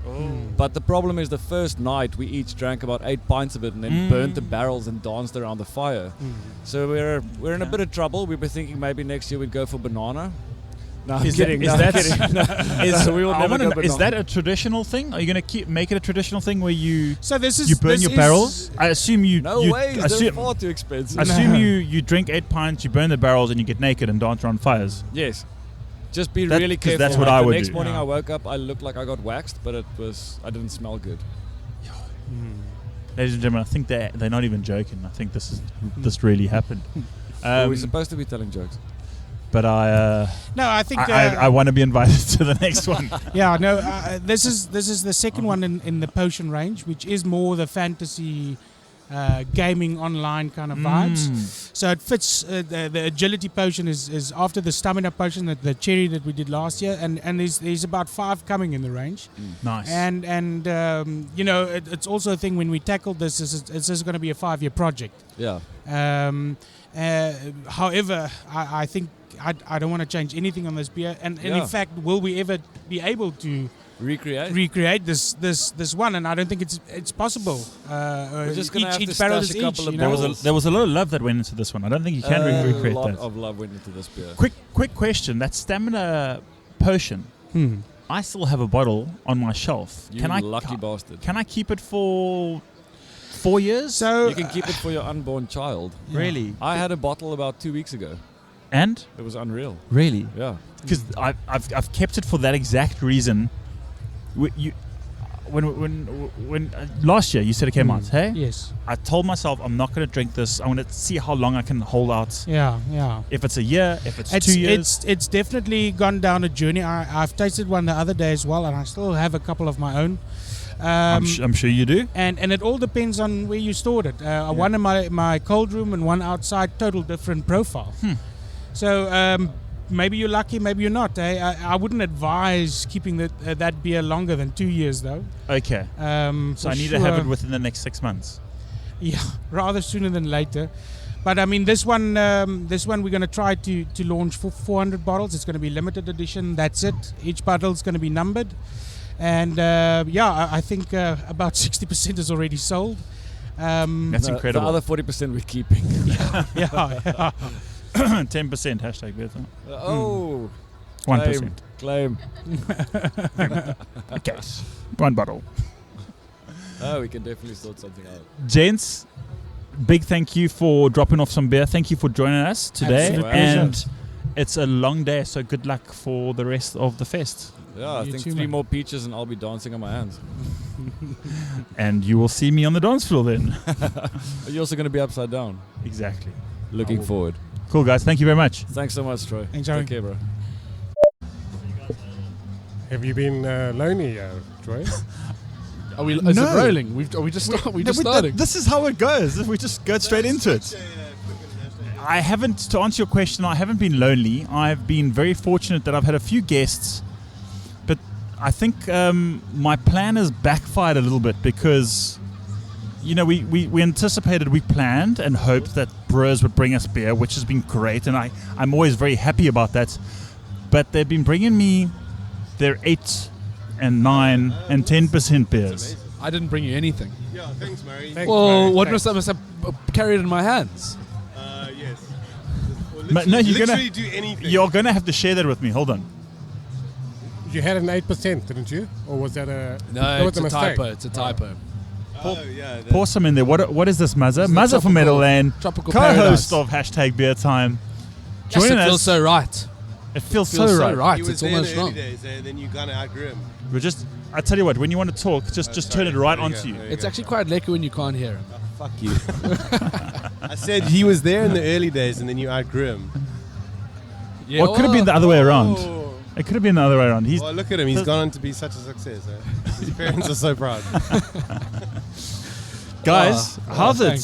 Woodstock Winter Beer Festival. We've got Carl and Tony, Yeah. Bring, bring. and then Mr. Mazza from Meadowland. Guys, what a great day. How you guys doing? Yes, man. There's been some incredible beers so far. I'm trying to make my way to as many places as possible, but I keep getting stuck along the way. But the one thing that has stuck out in my brain is that there's no normal beers. There's just like. But I want a lager. I just want. No, you just want a good old lager. But you say I don't know whether you're joking or not, but I've just got to my stand and the first person says, "What's the closest thing you've got to a lager?" What's the closest thing you got to a lager? A Castle Light, eh? The one who says, I don't drink ales, eh? I saw that. Yeah, I had to give this whole big spiel about like, why listen, is he here? You're expecting an ale to be like the old school lekker warm, even though that isn't how they were served. The perception is that it's a cuck warm, flat beer, and he said that's not what you're gonna get. He ended up buying a bloody IPA. You know what? It's continuous. It's the continuous education route that we have to do as brewers and people in the industry.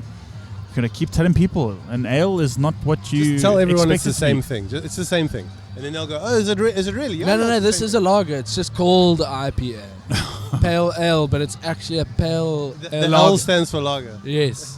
Put a pretty picture on it, and it's a lager. Mazza, what am I drinking here? This is a tropical paradise. It is a. It's not the first time I've had it. It isn't. But you know what? You've got to just bring them out to the festival like this, and you got to keep them. The last festival I had it at was Clarence. Yo. Yes, we got a peep on it last time. You know that is one of the most popular podcasts. The Clarence one. Clarence, I maybe it's all because the people in Joburg that are like. it's because maybe the profile picture for that episode was a picture of Mazza. Whoa. But I mean, Didn't she model for FHM in the 90s? We've got our demographic for that episode was a lot of 6 years old then. We've got some demographic for that episode was a lot of single women age 50 plus Very thirsty. who were listening. I never Thirsty. I never expected them to listen to #BeerTime, So but all you need to do for every episode going forward is have a thumbnail, like a seductive thumbnail of Murray. And then can we try that? I think we should I for mean- research purposes. Can we try that Take the for picture this now. one? Take the picture. It's definitely not a. It's not a picture thing. It's not a picture. We've got a great studio audience here. We've got We got a live audience. we've That's got a what we live need. audience. We, But Mike, don't kiss my guests. We had someone come up and kiss Greg just on the mouth. No, it wasn't on the mouth. It was on the cheek. So just don't. Who would want to kiss Greg? I mean, this is Murray. You know, you have to kiss Murray. Don't swallow the mic. No. So all I ask is from my studio audience, please don't kiss my audience. If My you Greg. do, my- just my- give them some time. Like, This get is it quite. done. This is quite a scene. You've created quite a spectacle. It's. I mean, look at these mics. The setup. You've unfortunately got Trevor's branding in here, which is very unfortunate. Look. But other than that, everything's amazing. Would you rather have Trevor's branding or Trevor? Yeah, take the branding hands Take down. the branding. Yes, he's a real creep. That okay. Trevor loves a bit of a mouth kiss. Eh? Yeah. He loves to like. He does it with our wives. Yeah, but, man, but my he wife also, always says Trevor. He loves a bit of a mouth kiss, like not like a. But like has he a ever tried? smooch, like Has a- he ever like a- tried it? Like has a he ever- wet kiss Has he ever tried on you though? He does try and at the end of the night. yes. Nicole enjoys that. And when he Look, hugs I you, mean, when he you know- hugs you, he puts his hip bones touch your hip bones. Yeah, no, he's essential. He's a essential guy. Yeah. Hopefully not when he's pissed his pants, though. Eh? Yeah, guys, I have to put this out on public. Trevor. We're talking about Trevor Machalis of Michalisberg. oh yeah of Michalisberg. in He's a good Birmingham. guy. Just don't judge me. What are we talking about? We're talking about beer. We're talking about beer. There's a bit of a bee action going on here, but Tony's allergic to bees. Fuck. Tony and Cole. He really is. Tony just crossed his arms in an X to be like, no. Fucking Tai Chi the bee. Oh, the bees. What are you guys drinking there? Shit, we were at Meadow Lane when we got the call to come, so we had to buy Meadow Lane. It's the Tropical Parade or whatever. It's some shit. No, it's actually really good. It's Carl's one of the most supportive oaks in the industry. Just in case you haven't heard. No, it's actually really He's good. critical for the right reasons. It's an IPA with according to technical terms, they shoved a bunch of granadilla and mango up the north. Yeah. So there's a lot of. It's very fruity, juicy. Up the bottom valve. Up the bottom valve, yeah. Yeah. But it's really good. This bee's trying to kill me. And Tony's got a Pale ale. Pale ale. Metal Lane Pale Ale. Yeah, we had some issues. We overcarbonated it, so I didn't have any nitrogen to get the CO2 levels down. So I just degassed it through the top, and then just through the blow-off valve, and then that changes the pressure in the tank, and then it brings everything that has settled back up into suspension. So it's not looking so lekker. But it tastes good. No, But it it's tastes good. it is looking like, and It's a little bit. It's a little bit. you know what? It little actually, hazy. if you for the people listening, you know, you need to actually. Let me describe it to you. The colors of the beers that we have match the microphones that we have here. Ooh. Hey? Ooh. It's like a color spectrum. It is like a color spectrum. This is a vibe at the festival. This is a vibe, hey? Crisis. What other beers have you had? What other beers do I have here? Oh, you've got it. Where's That I've tasted. I've literally just arrived. This is the first beer I've had. You've got a chocolate chili stout. Tell us. We're going to have to try and get through this without trying it, but maybe you can bring us some later. But what is the chocolate chili stout? What kind of chilies did you use? You've actually used chili. I mean, are you asking for the No, podcast? No, I'm asking you because we've spoken about it. Have we? Yeah. When? At the Jack Black Beer Festival. That wasn't you. You were there, I was buddy. there. Okay. I was trying to be interested. I don't know. There he is. No, I used habaneros. Yes, okay. Sorry. You said I should use chipotle. Yes. No, did I? Yeah. Oh, it sounds like I think I'd say. Habaneros. And then so that it's worse, and you'd be like, "You fucked it up, Murray." Fuck. Yes. I sound like such a knob. Habaneros are good though. They were great. have They a are delicious fucking hot, fruity eh? flavor. Yes, they're very hot. Yo. Well, how did you chop them and then I put chopped them? Where did you put in the oven chili? and I dried them. Did you also put them up the north? Yeah, I was waiting for that. I put them in mash. You know, so do you know? So I cut them in You mash half. I them when you dried put them in them the up oven, the north. and then I put them in vodka, and then I was going to put the vodka. Ah, and then okay. so anyway, I did everything with no gloves or anything because it's like Oaks are like, you'll burn your hands, eh? And you're like, no, you won't. Then you go take a piss. Maybe you touch your knob or something, and Yeah. then it's sore because it's still on there. But your hands won't burn, and I must just be aware. They do burn. Like, my hands burned for a full day. Yes, the next day they're still burning. Bro, under my Yeah, fingernails. yes, it's a fucking- absolutely on fire. Yep. I've never had that before. Yeah, So you how know- are we supposed you to know- drink this You know thing? the guy who said you should wear gloves? He learns. Yeah, he knows. Yeah. So Yeah. I hope we take one thing away from this podcast. Yeah, people. If you're gonna make habanero beer, don't be a knob. Have you seen there's a new hottest pepper? Is there? Pepper X. Oh, Pepper X. Yes, that's from. It's from. Please, it gives what's me his the name? crumbs. His name is Smokin' Ed. Smoke, Tony, that's so rough. Smokin' Ed. He's a guy who grows chilies in America. And it's called Pepper X. Not Pepper X. It's like Lumo Green. It looks like it radiates heat. You know, but do you really want to? I don't want to try that pepper. I don't. No. It's like we made a 77% alcohol stout. Okay, Yeah, I'm but good, those- thanks. But you got the pooples buy that stuff. Yes, because there is a percentage of the market who want that. Yeah, the super fanboys who don't want to get FOMO. They want to be the person who can tweet about it, who can Instagram about it, and then like can podcast about it. We're talking about it right now. Okay, We let's are, change we the are, topic. Should we get some? Let's get the Pepper X. No, we don't want Pepper X. No, so the amount of chili in the beers, it's like everything. You know, you produce a beer with something else in it, and say it's got vanilla, say a bourbon stout or something, or a chocolate vanilla stout. Some people say the vanilla is so overpowering. Some people are like, I can't taste any vanilla. Some people say That is the it's thing, yeah. perfectly No, you're balanced. right. If it's a strong, big, bold flavor, people's perceptions on what that flavor is vary so hugely, and especially people's perceptions on heat. I think with anything that's going into a beer, specifically a beer, you need to be the sort of the gut feel is always put more. But I think it's almost better. The beer is not like a chip where you're going to have a chip, you're going to have it, or anything. You're going to drink a bunch of them. So it needs to Yeah. be drinkable. So if Yeah. you make a Pepper X or a habanero beer that's so fucking hot that you can't drink it, no one's going to drink it. And you need Yeah. to sell that shit. So Yeah. you need moderation when it comes It to needs to putting be- things in beers. And it's like cooking. I mean, you can put the stuff in and you can't take it out. Always put less in. Yes, taste absolutely. it. So what have we learned from Cart Horse? What have we learned from Cartos? We stick to the recipe. We don't buy carboys. Tony, what have we learned from? That we win gold medals. Okay, well that's maybe one thing we can learn. But okay, yes, we don't use carboys. You have a very honest beer critic in Carl. I think we learn from fucking practice. You know, we've done a couple of things. We've tried different things, and some of it worked. Some of it got us gold medals. Other stuff got us gold medals. Well, the ones that we didn't enter, but we still, in our minds, we still knew it was gold. But the point is, what we're talking about, you almost got to stick to the recipe, and you halfway through your whatever you make it, whether it's a bread or whether it's a beer, you can't get freaked out by like, oh, I need to add more something.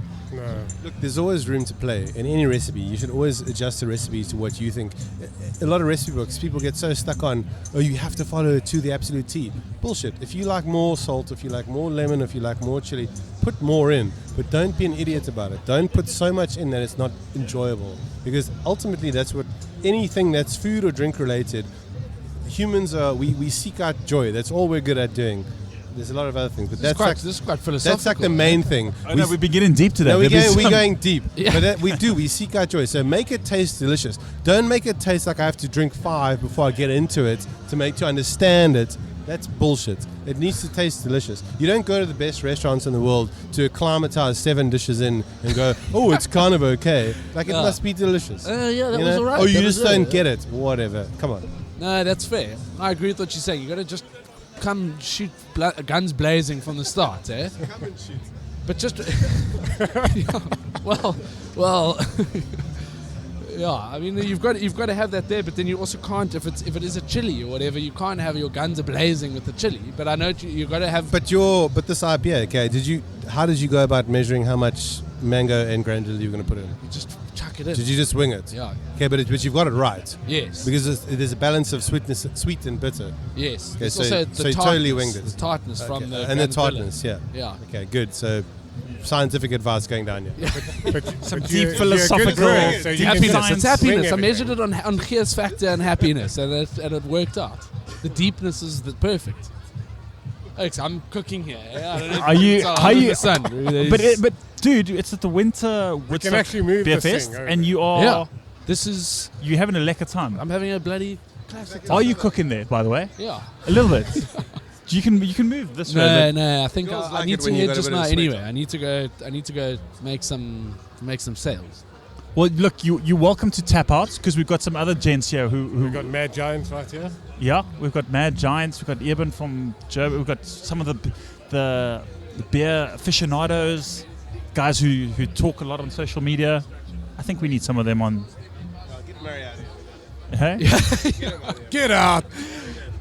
Cheers, guys. Yeah, but Murray, we're still gonna get. Maybe we take a photo. I'll come back. I'll come back and talk. No, some you more know what? We want a photo of you, maybe with your shirt off, and we just put it as a picture. Looking back seductively over my shoulder. Let's get a photo. People, there's gonna be a bit of silence. I'll get you a photo here. Okay. You get this. Mazza's always super chuffed to take photos because he's got a. Look at this thing. Look at that. Look at this. Look at this. Whoa. It's like technology, yeah. Boom. There we go. Okay. Mazza, thank you. You guys are welcome to stay. You guys stay on? I'm here to talk. Then I'm gonna go smoke some beer, as Mornay would like to say. Well, how about this? Let's get you guys out. We'll get some new guys in. Whoa! Look at that. We're all out of here. That invite just got rejected in like 5 seconds. Get out of there. Hey, you guys, get fucked. Cool, guys. Thanks. We are recording. There we go. We've got Ross back with us, and we've got Mr. Mike Halls. Good afternoon. You, sir, have been on Beer Time, I think, twice? Yeah, twice. Too many times. Twice? No, but and so we could say this is your 3rd time. Welcome back. But it's been a long time. It's been a while. And Missed you, Troy. I've missed you. Let's get straight into it. What are you drinking? My glass is empty. Fuck. What? What is that? What? I thought that was yours. Carl's. Just take some out of Carl's I was glass. just drinking. Past liquid. All you do. This is how you do it, Mike. There we go. It doesn't matter what it is. Just pour it directly into your glass. Oh, that's lovely. Is this? Oops. I think this is Murray's. What? It's Murray's. It is. Yeah, don't you want to put it back up there? What do you have there? I have the Ross? Metal Lane Pale Ale. This is one of my favorite beers of all time, actually. It is a great go-to beer. You kind of just settle on it. It's one of those beers that you can just have forever. What can I help you with? Sorry, I'm trying to find Tony's cap. Oh, do you want it now? No, he's It's just there- making it's sure there. it's there. It's there. And here comes Carl. Anyway, back to the point. I am drinking Metal Lane Pale Ale. It is ducking Felicious. And Uh, it's this is perfect weather for a pale ale because it's crazy. I mean, agree. it's what it must be about 24 degrees In the shade. No, Celsius. not in the shade. Mike, what's the temperature? 18. No, I can't be. it can't Nah. No. be. Anyway, I'm very happy. I've got a t-shirt on. I've got a pale ale in my hand. I got 3 microphones, 2 guests. One mic. We just yeah. Shooting One the mic. breeze. So, look, we've been here for what's the time now? Sort of 3 o'clock? 8 minutes past 3. There we go. So we've been here for 2 hours. We've It's all gone- tasted. I can't believe I've been recording for. I can't. Can you believe that? Can't believe it.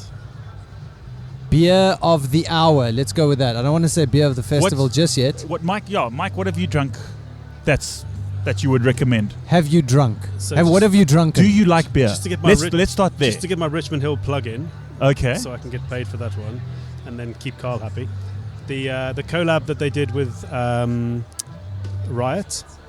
We've had that. Yeah, that's what we Modern started with. Guild? That was Modern Guild. That was delicious, eh? The coconut one. No.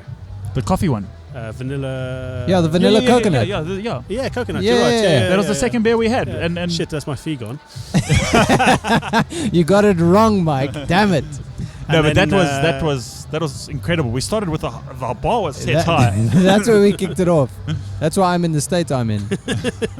And then also, did you have the Mountain Brewing Company peach beer? Ooh. Here it is, right No. in front of me. Flip. So it's got like that.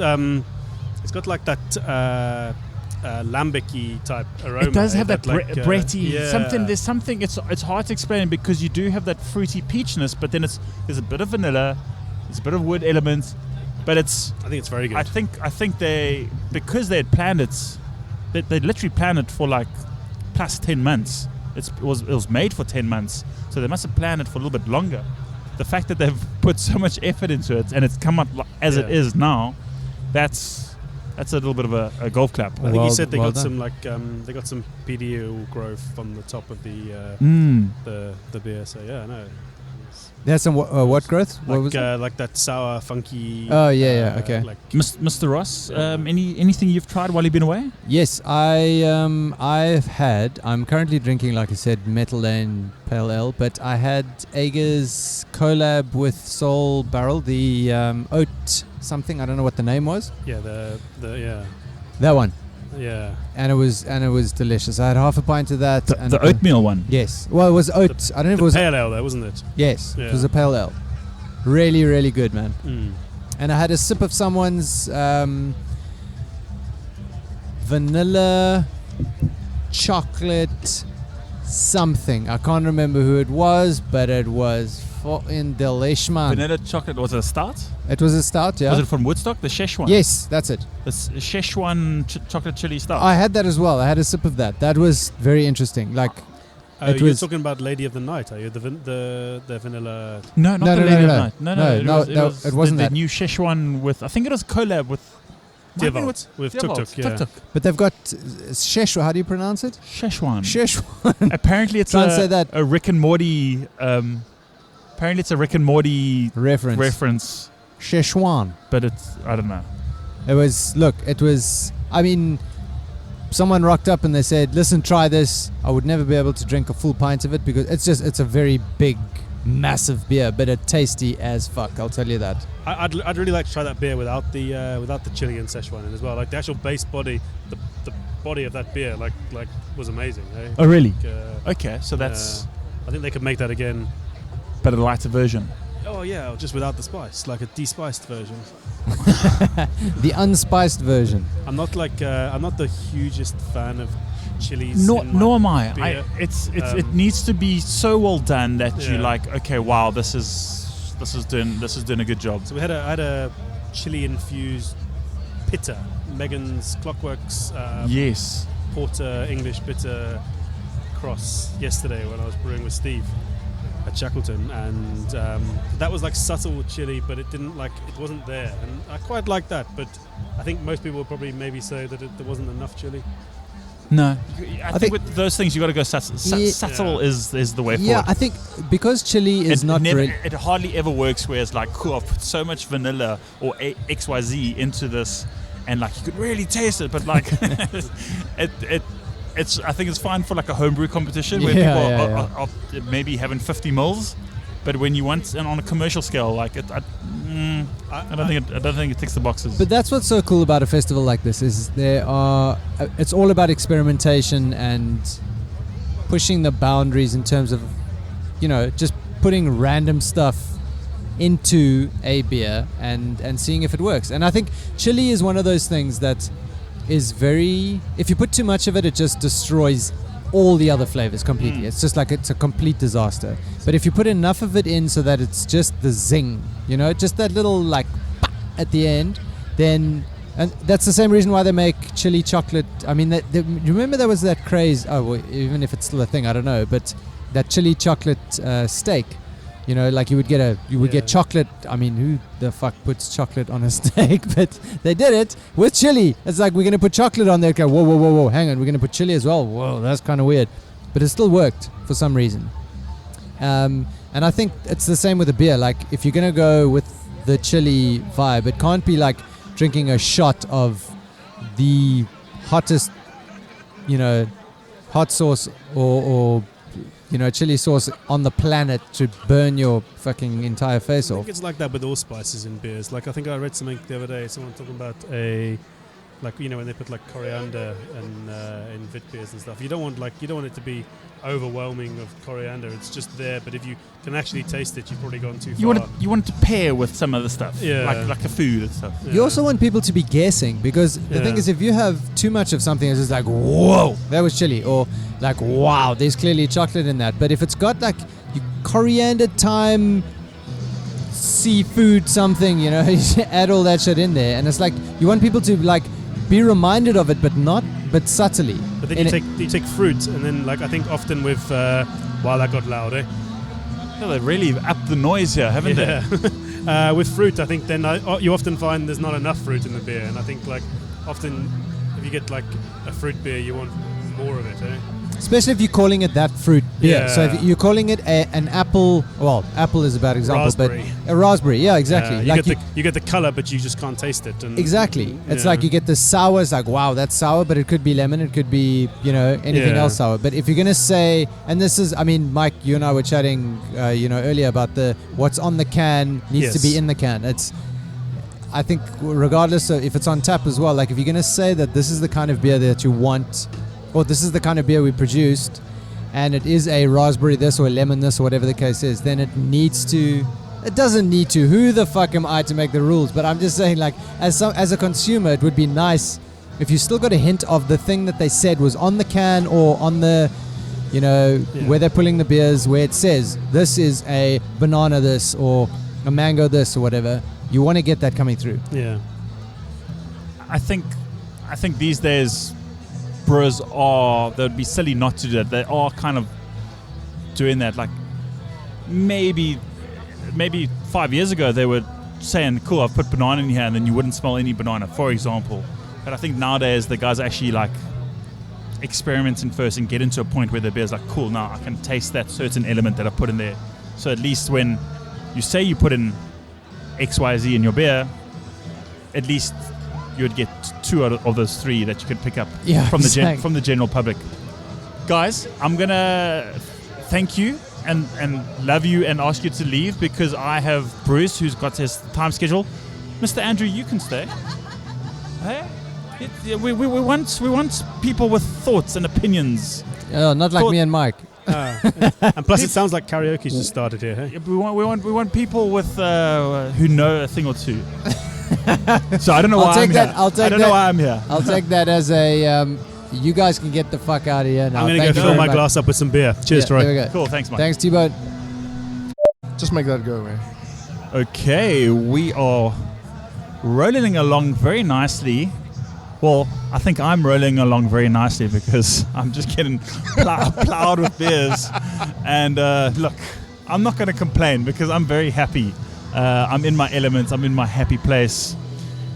The next beer that I have in front of me is from a friendly old neighborhood brewery named Stellenbosch Brewing Co. Mr. Bruce. How is it? Yes, it's always a pleasure having you on the show. Always a pleasure being here. And then we have, how do we best describe Mr. Russell? He's a home brewer. That's how I knew him, or how I first knew him. And now he's kind of one of those guys who takes things to the next level in terms of homebrewing. I'm allowed to say drink beer, no shit. You can say whatever you want. You can say whatever you want. So gents, what am I drinking? So I'll do the mild version. So we've come together with Fishbone Beer Works, Russell's Gypsy brand, and we have brewed a really, really special, in my opinion, Imperial Stout. We've also got two versions of it. So what we're drinking now, Jaco, correct me if I'm wrong, is the base beer blended with an almond coffee. Yes, that's correct. And vanilla. We will be serving shortly after this the base beer without the additions and the one that's been in bourbon barrel for about a month. So two versions of the same beer. Hit me with some stats. What kind of alcohol are we talking about here? So it's just shy of 10. So we're rounding up. It's a full tenner. This is what I was worried about, because but it's after 3. Well, the problem is that every brewer who's come here so far has been, obviously, maybe they're just trying to give me their best beers, but they've also trying to plow me with their high alcohol beers. So this is not my first rodeo, so I'm gonna try and see how well I do here. Cool. Okay, so something there that made my ears perk up was the word gypsy brewer. Is that how we describe you? So, Fishbone? So I've always loved brewing, but I know for a fact that unfortunately is a difficult business, so I like to enjoy the fact of brewing, but I'm not ready personally to fork out, build a brewery, and start a business. So I've gone with Savage Brewing, brewed some beers with them. Bruce has been very kind to open up his brewery to me, and I walk in and say, listen, can I help you with something? And I can walk in and brew a beer, have fun, enjoy what beer's about, brewing. So that's me. I'd like to add to that this beer has been in the making for 2 years. I think it was after Cape Town Festival of Beer 2017 that we decided to do this beer, and it's finding the time, finding the schedule. But the year before that, Russell's the kind of guy that will actually take leave from work. He'll put in leave from work. He'll take his December vacation, my man, and then he'll say, "But can I come and work in the brewery for a week?" So a lot of the handy stuff that we don't get time to do, Russell's just there with his toolbox and just sorting shit out for us. All those the little things, that the nitty gritty, the cleaning deep inside the keg, you would say, listen, we've taken apart a heat exchanger together. Can we just add? I don't think he's going to do it again. We opened a heat exchange, and I said to Bruce said to me, can we need to clean this heat exchanger. Listen, I will not recommend it. Replace it. But you know what? Yeah, replace it, but at like 60,000 Rand, whatever the case may be. But I said to him, Bruce, if you want to do it, can we just do it with me? I want to be there. Let's sort this out. It was a day of seriously hard work, but we cleaned it. We've sorted it out. 8 hours later. Now, let's talk to Mr. Jaco. Is he your right-hand man? He's my right hand and my left hand. Sure. Sure. Okay, so that's a lot of responsibility. Is this the best beer to come out of Stellenbosch Brewing Co? Now I'm putting you on I've thrown you right in the deep end there. Careful what you say, huh? For Colab, yes. Whoa, good answer. Good answer. I won't say the other Colabs is bad, but this is a flippin' good honest beer. Look, you guys know what my favorite Stellenbosch beer is. It's the Hundehoek. You can't. That's I'm melt like jelly when you put that in front of me. But it's lekker to see that you guys are open to gypsy brewers or guys who want to experiment with that kind of line of work, because it sounds like the best case scenario for someone wanting to be a brewer. I mean, Russell, you're someone who, it wasn't an overnight thing. You've been in the homebrewing community for maybe as long as I've been in the homebrewing community, and you've worked up to something, and then you've got a bit of experience, and then you, like me, realize that it's not easy to start a brewing company. Those are for the really brave people, the people who have nuts, big nuts. But I think gypsy brewing does offer you that toe in the water. Just dip it in. So I suppose you'd recommend it. No, absolutely. I mean, I've brewed with Greg from Banana Jam. I've brewed with David with Savage Brewing, Stellenbosch Brewing Company. I mean, it's just that feeling to say, listen, I've brewed a beer, it's available on tap. There's no better feeling inviting your friends over and say, guys, this is what we've brewed. This is me, and that's where we're at. And it's great for brewers to open up and say thank you. Because I'd imagine as a home brewer, one of the biggest questions you get when you offer it to friends outside your brewing community is like, oh, where can I buy this? Where can I get that? So that is obviously the next step. That's what he's been saying all day. It's like, when are we putting this in the can? When is this going in the can? Because everyone just wants to buy it. Now when can we get it in a can? So good thing is Tom from Tiny Keg is around. So we just got to work out how much we can get back into a tank from the barrel, and hopefully make it worthwhile to actually put it into a can and get it on the shelves. That'll be a big beer for a can. Just remind me, is it this beer or is it the other version? Good question. We might do a blend. Okay. And just remind... But the barrel-aged is probably my favorite at the moment. Remind the listeners, and I say remind the listeners, but remind me the difference again.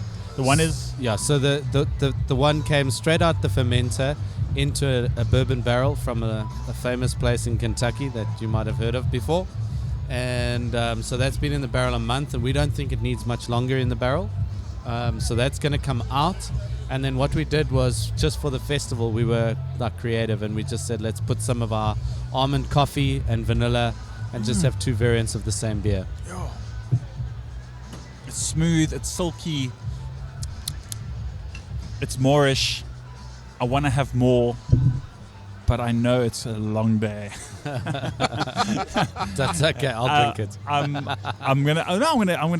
gonna let it sit here for a little bit, and then when I've packed up my stuff, then I'm gonna knock it back. Awesome.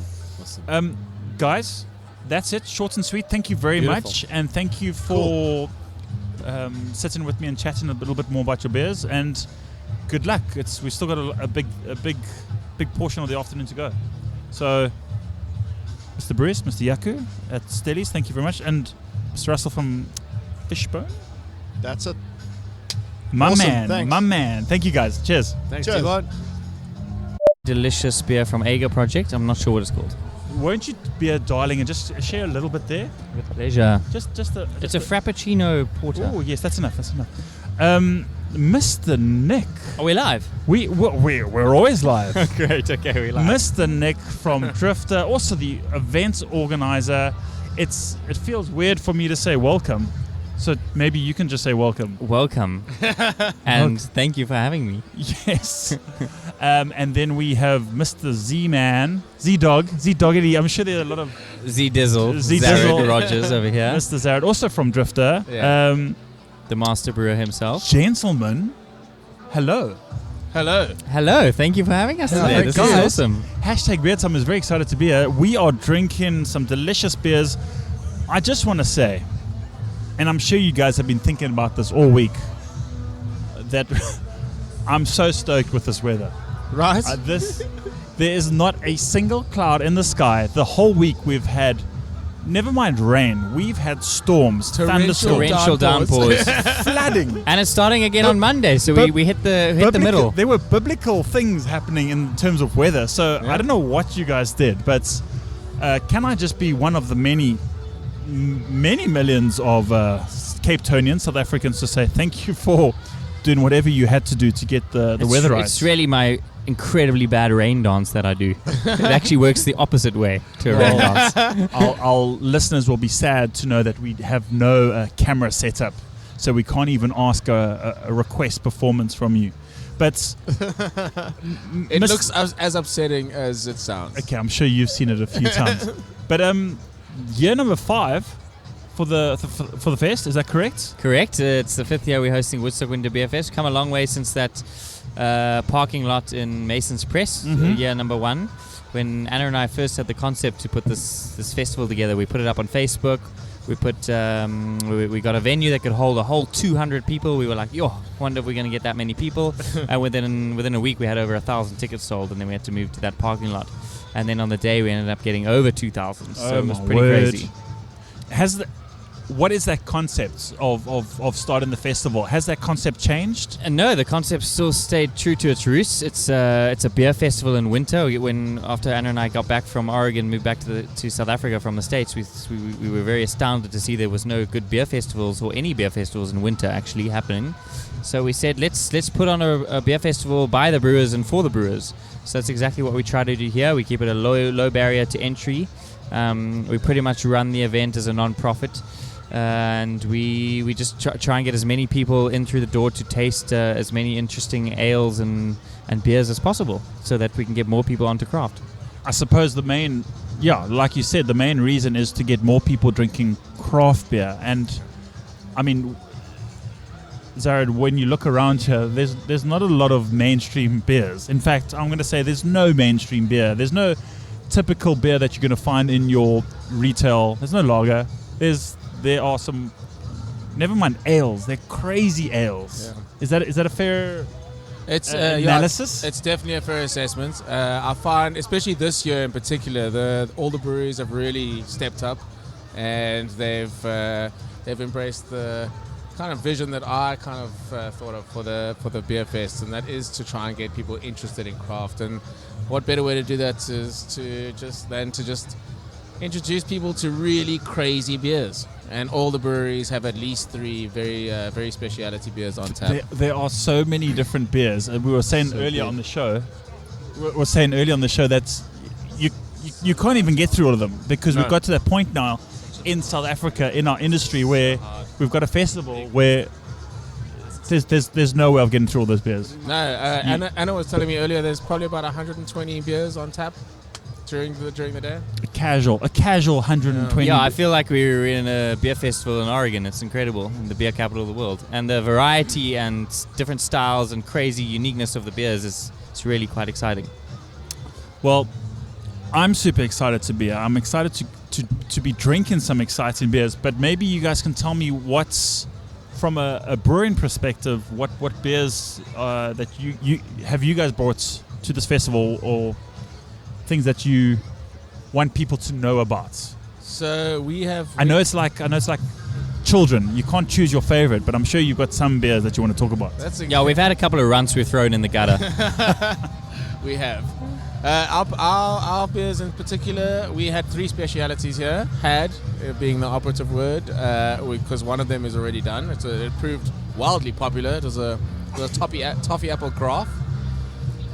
Which is a style that I haven't actually seen anywhere near here, anywhere in South Africa yet. It's kind of like a beer brewed with apple juice, kind of like a half cider, half beer vibe. But that's finished now. It sounds interesting. Yeah, it was very interesting. Okay. So interesting that the fact that it was so popular actually proved quite surprising to me. Okay. Now currently we've got a Naartjie sour Weiss. It's a kettle soured Naartjie sour kettle soured beer that we used real Naartjies, just blitzed up, chucked in a beer. And then we've got our collab with Lucy Corn coming later, our American Pie Whiskey and Rye Barley Wine. What percentage is that? Very high. It's somewhere in the region of 11.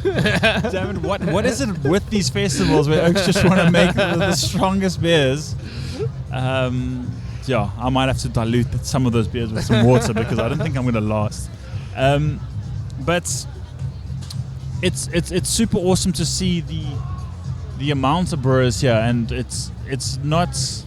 We're not seeing some of the bigger brewers. We're not seeing some of the bigger craft beers. But this is for guys who how would you say it, don't have a marketing budgets. They're a little bit smaller, but you know their route to market is a little bit more restricted in terms of the bigger guys. So this is, I would imagine, this is a massive day for the smaller guys to get their brand known, to get out there and to kind of make an impact and to show themselves. Yeah, I think that's one of the main reasons why we do this festival. It's to really just get some proper like frontal space for brewers to come and exhibit the amazing brews they have, and then again persuade customers and clients to come over and visit those breweries and support them and drink those crazy cool once-off weird beers and just get to know more about each and every brewery that we have here. Because there's a lot of talent, and there's some really incredible beers, like world-class beers.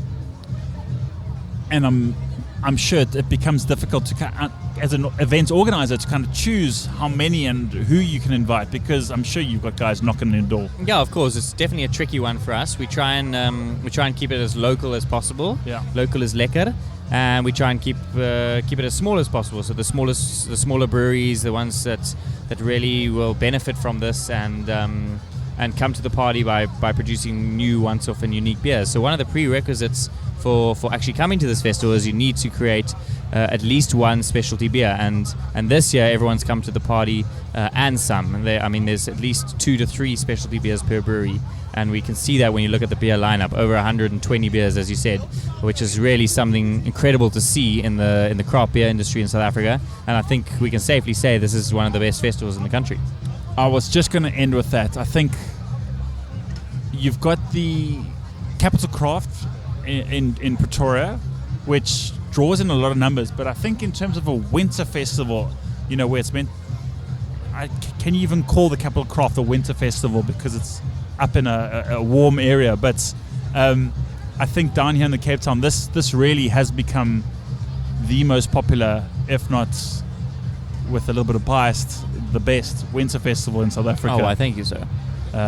Just because, not because of the numbers of people that come here, but because of the talent in terms of brewers and in terms of beers, the variety. It's not just the variety; it's just the crazy depth that you're going to get in terms of beers.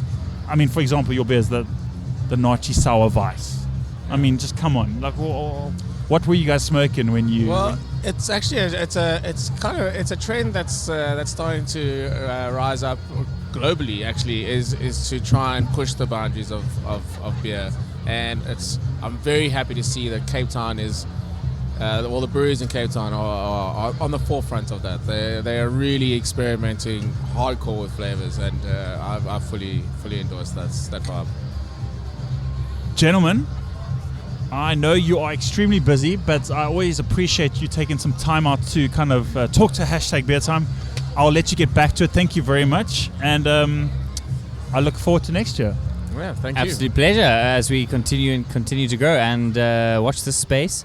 Little teaser here, possible summer festival on the way. Oh, you are such a flirt with my audience. You know that. You always come to the show and you leave a little. Gotta leave them hanging. You leave them hanging. Which way are you hanging, Zared? Which way are you hanging? Little to the right, little to the left. Cool, guys. Thank you so much. Okay, thanks, T-Bone. Yes. Let's just say hello to Mr. Steve from Shackleton's. Hello. Steve, hello. Come in there. Make love to the mic. Hello. There we go. Let's turn that up a bit there. This brother is sexy, man. Hello, He's got a sexy voice. It is very sexy. And then on my left, on your Global left, One. There's literature about the second most handsome man on planet Earth. Second most? Yeah, I'm the second most handsome I want to man. know who the most handsome man is.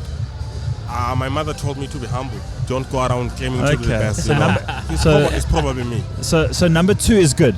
Yeah. Look, Yeah. I think all of us we happy with number 2. Even number 3 is. Number 3. Like there's like I think 2.5 billion men on Earth. So if you're number 3, you're still doing well. You're doing very well. You're doing very well. Yeah. Gents, welcome to #Beer Time, the Woodstock Winter Beer Festival special celebration. Letu, I understand you're not here in terms of a brewer, but you're here still to enjoy beer. Yes, I'm the president of the Serious Drinkers Association, so I have to be here. You have to, it's your job to drink beer. It's my job. Yeah. You know what? I think you and I share a lot in common. Yeah. Mr. Steve, it's always a pleasure having you on the show. Mr. T-Bone. You're gonna have to talk really close to that mic. Mr. T-Bone. Tell me what this beer in front of me looks.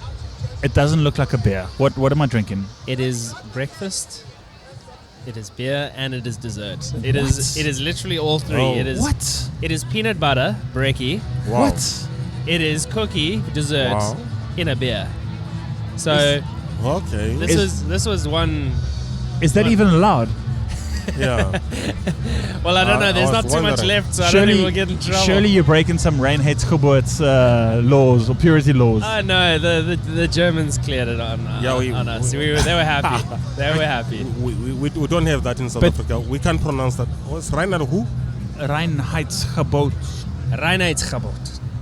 Okay. Well, Reinhard. Okay, Reinhard. You just say Reynolds. Okay. Reynolds. Reynolds board. Reynolds It's purity fine. law.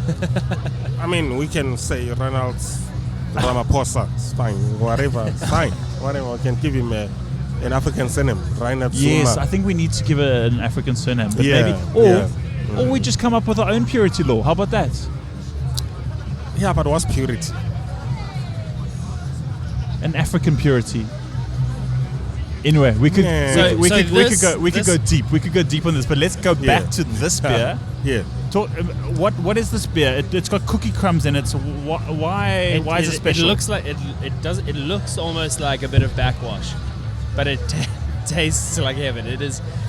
This was an experiment beer that our brewery Shackleton and Sweet Lionheart Patisserie have collabed, and we've made this beer. So the idea was a nice, dark, rich porter, a beautiful base beer that we had, and then we took 80 or 100. It was 80 to 100 of her cookies.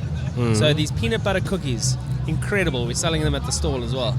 We took those, put them in the mash. Don't tell me that. I'm gonna. We put them in the mash tun. And come buy some.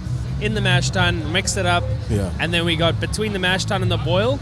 We put 15 kilos of Black Cat sugar-free, salt-free crunchy peanut butter. My word! Now that's how we brewed it. Then how we serve it is we put it in cask, pull it from the cask. It creates a nice, lovely head that we sprinkle a bit of the cookies on top, and those cookie crumbs that dissipates the foam a bit, but otherwise it's you know what it is. You could, if you wanted to, drink it with the beer, but it's almost like a treat at the end of the beer. Yeah. Because you could just lick it up at the end there. So the best comments I've had today is someone said it's like at the end of your tea. You're either that person that hates the rusk bits at the end of your tea, or you are. And it's those little like sweet, crispy. Yeah. I like to dip my rusk in the tea, and I know it's disgusting for other people, And then there's that last part of the tea that has a lot of crumbs. I always drink it, man. I always drink it. Because if it's your tea, it's your tea. Yeah, it's my tea. So I'll always shake my cup so that all those crumbs get mobile, and then I throw it in my mouth. It's amazing. That's exactly what I'm getting from this. Okay. Do you think you're onto something new here? Because this maybe, I think a lot of the beer purists would be like, "What the hell are you doing?" The beer purists will kill you. But because they will kill you. They will kill you dead. Okay, someone is crashing our party here, Mr. Ross. This is the very man that brewed the beer with me. What? Oh wow! Does Ross? Do you know anything about brewing? I know that my friend Steve knows how to brew. That's all I know. So this was a bit of a collab with from what I understand, Russ, your missus and Steve, because you guys saw an opportunity. You saw that there was some peanut butter cookies, and you saw that there was a brewery just down the road, within 100 meters. I'll tell you the story. It'll be nice to have this on record. So, I woke up on so I'd been going to to Shackleton, and Nikki, my girlfriend's, she's got an online cake patisserie studio vibe. So they make biscuits and cakes and whatever. Delicious stuff. What's it called? Lionheart. Plug it, bro. Lionheart. It's incredible. Check them out on Instagram. Sweet Lionheart. Yeah. The cookies are available at the stand. You can get them at the stand. Yeah. So I'd been eating these. So they started making these peanut butter cookies that were gluten-free. So I'm on this whole, for my sins, I'm on this whole gluten-free mission, which is, trying to avoid wheat and gluten, whatever. These biscuits are amazing, and I'd been going to Steve's Brewery, which is not a gluten-free brewery. What? Because beer, I honestly didn't. This is new. It was new to me at that point, but most beer is not gluten-free. It has gluten in it. Yeah. So that's beside the point. Anyway, so I was eating these cookies, drinking the beer, and I thought, you know what? It would be really cool if we did like a little, I don't know, collab of some kind. And I had this dream. I know this sounds bizarre, but it was a very cold, it was beginning of June. It was around June, hey Steve, that the idea was kind of born. And I woke up, I slept in late, and I woke up on a Monday morning, and I was having this dream about me sitting at Shackleton eating these peanut butter cookies and drinking like dark stout beer. And I was just like, whoa, that would be fucking cool if you mashed the two together. And I woke up and I said to Steve, I'm like, hey dude, listen, why don't you and Lionheart do a collab? So we take the peanut butter cookies and we smash it into the beer. And he's like, cool, just bring the biscuits over and see what happens. And that was the beginning of what was the peanut butter porter. Crunchy. Peanut butter porter. No, crunchy peanut butter cookie porter. Oh my word! What? Yeah. Guys, be honest with me. The percentage. How many percentage? What is the percentage of biscuits that went into the mash as opposed to in your mouth? I think we made 6. I think there was 60 cookies. 60 cookies and 15 kilos of peanut butter. Yeah, I mean, it was. So you put all 60 cookies in the mash, or did you straight into the mash? You didn't eat one. No, I'm sure. Look, there were 7 people. You had to be there, but it was like this rampage of like, throw the cookies in the mash, and it was crazy, man. Like people were running in, breaking cookies in, scooping peanut butter out of the peanut butter jars, throwing it into the mash. It was quite. Sounds brutal. It was the most primal experience I've had in a long, long time. It was the best. It was the best mashing I've ever had. I had 7 people throwing everything they could find in the closest vicinity into the mash tun. So when it comes to thing, I see you don't have much of head retention on it, which I don't have a problem with. Is it as a result of the oil from the peanuts? Yeah. So when we mashed after the mash into the boil, we put most of the peanut butter went into the boil. Yeah. And we whirlpooled it in such a way that we tried to take as much beer from underneath the layer of oil as possible. But it still does come through, and that at least got rid of the oily texture of the beer. Okay. But what happens is now when we put the crumbs on the head, it just dissipates. It's like it's almost like putting your finger in and stirring into a beer. The foam will just disappear. Yeah. So that's kind of what happens if you don't put the cookie powder in. Yeah. The head will stay a lot longer. Okay. But yeah. Cool. So for us, did you use this beer to get a passport for getting out of the house from your girlfriend or something? Does she allow you out of the house quite often because of this beer? It's a good question. I'd like an answer to this. No, honestly, Nikki is amazing. She lets me out of the house all the time. She lets me out. So what's amazing is because Shackleton, this actually happened because Shackleton is so close to Lionheart's Bakery. So it was just whenever Nikki was working, I would be sitting there waiting for her to finish work, and I'd be like, listen, I'm just going to pop over to Steve to have a quick pint. How convenient. Hey, how convenient on a is casual that? Saturday morning. So you probably deliberately annoy her so that she can allow you to go to Shackleton. Jeez, I'm beginning to bad see guy. something now. Yeah. It's pretty much on a Saturday morning. She'd be like, she's got to go do cake deliveries, and she's busy frosting a cake or whatever. I'm like, well, I mean, I had the choice of staying at home. I could stay at home, but I'm like, listen, can I come help you? Can I come hang out? Maybe help out with a couple of things. And when there's nothing for me to do there, I'm like, I'm just going to go to Steve quickly, Steve needs a hand. I'm sure he needs some. Steve needs a hand pulling the beer. I just want to go see what Steve's doing, So that's kind of... 9 p.m. that night, Ross rocks up.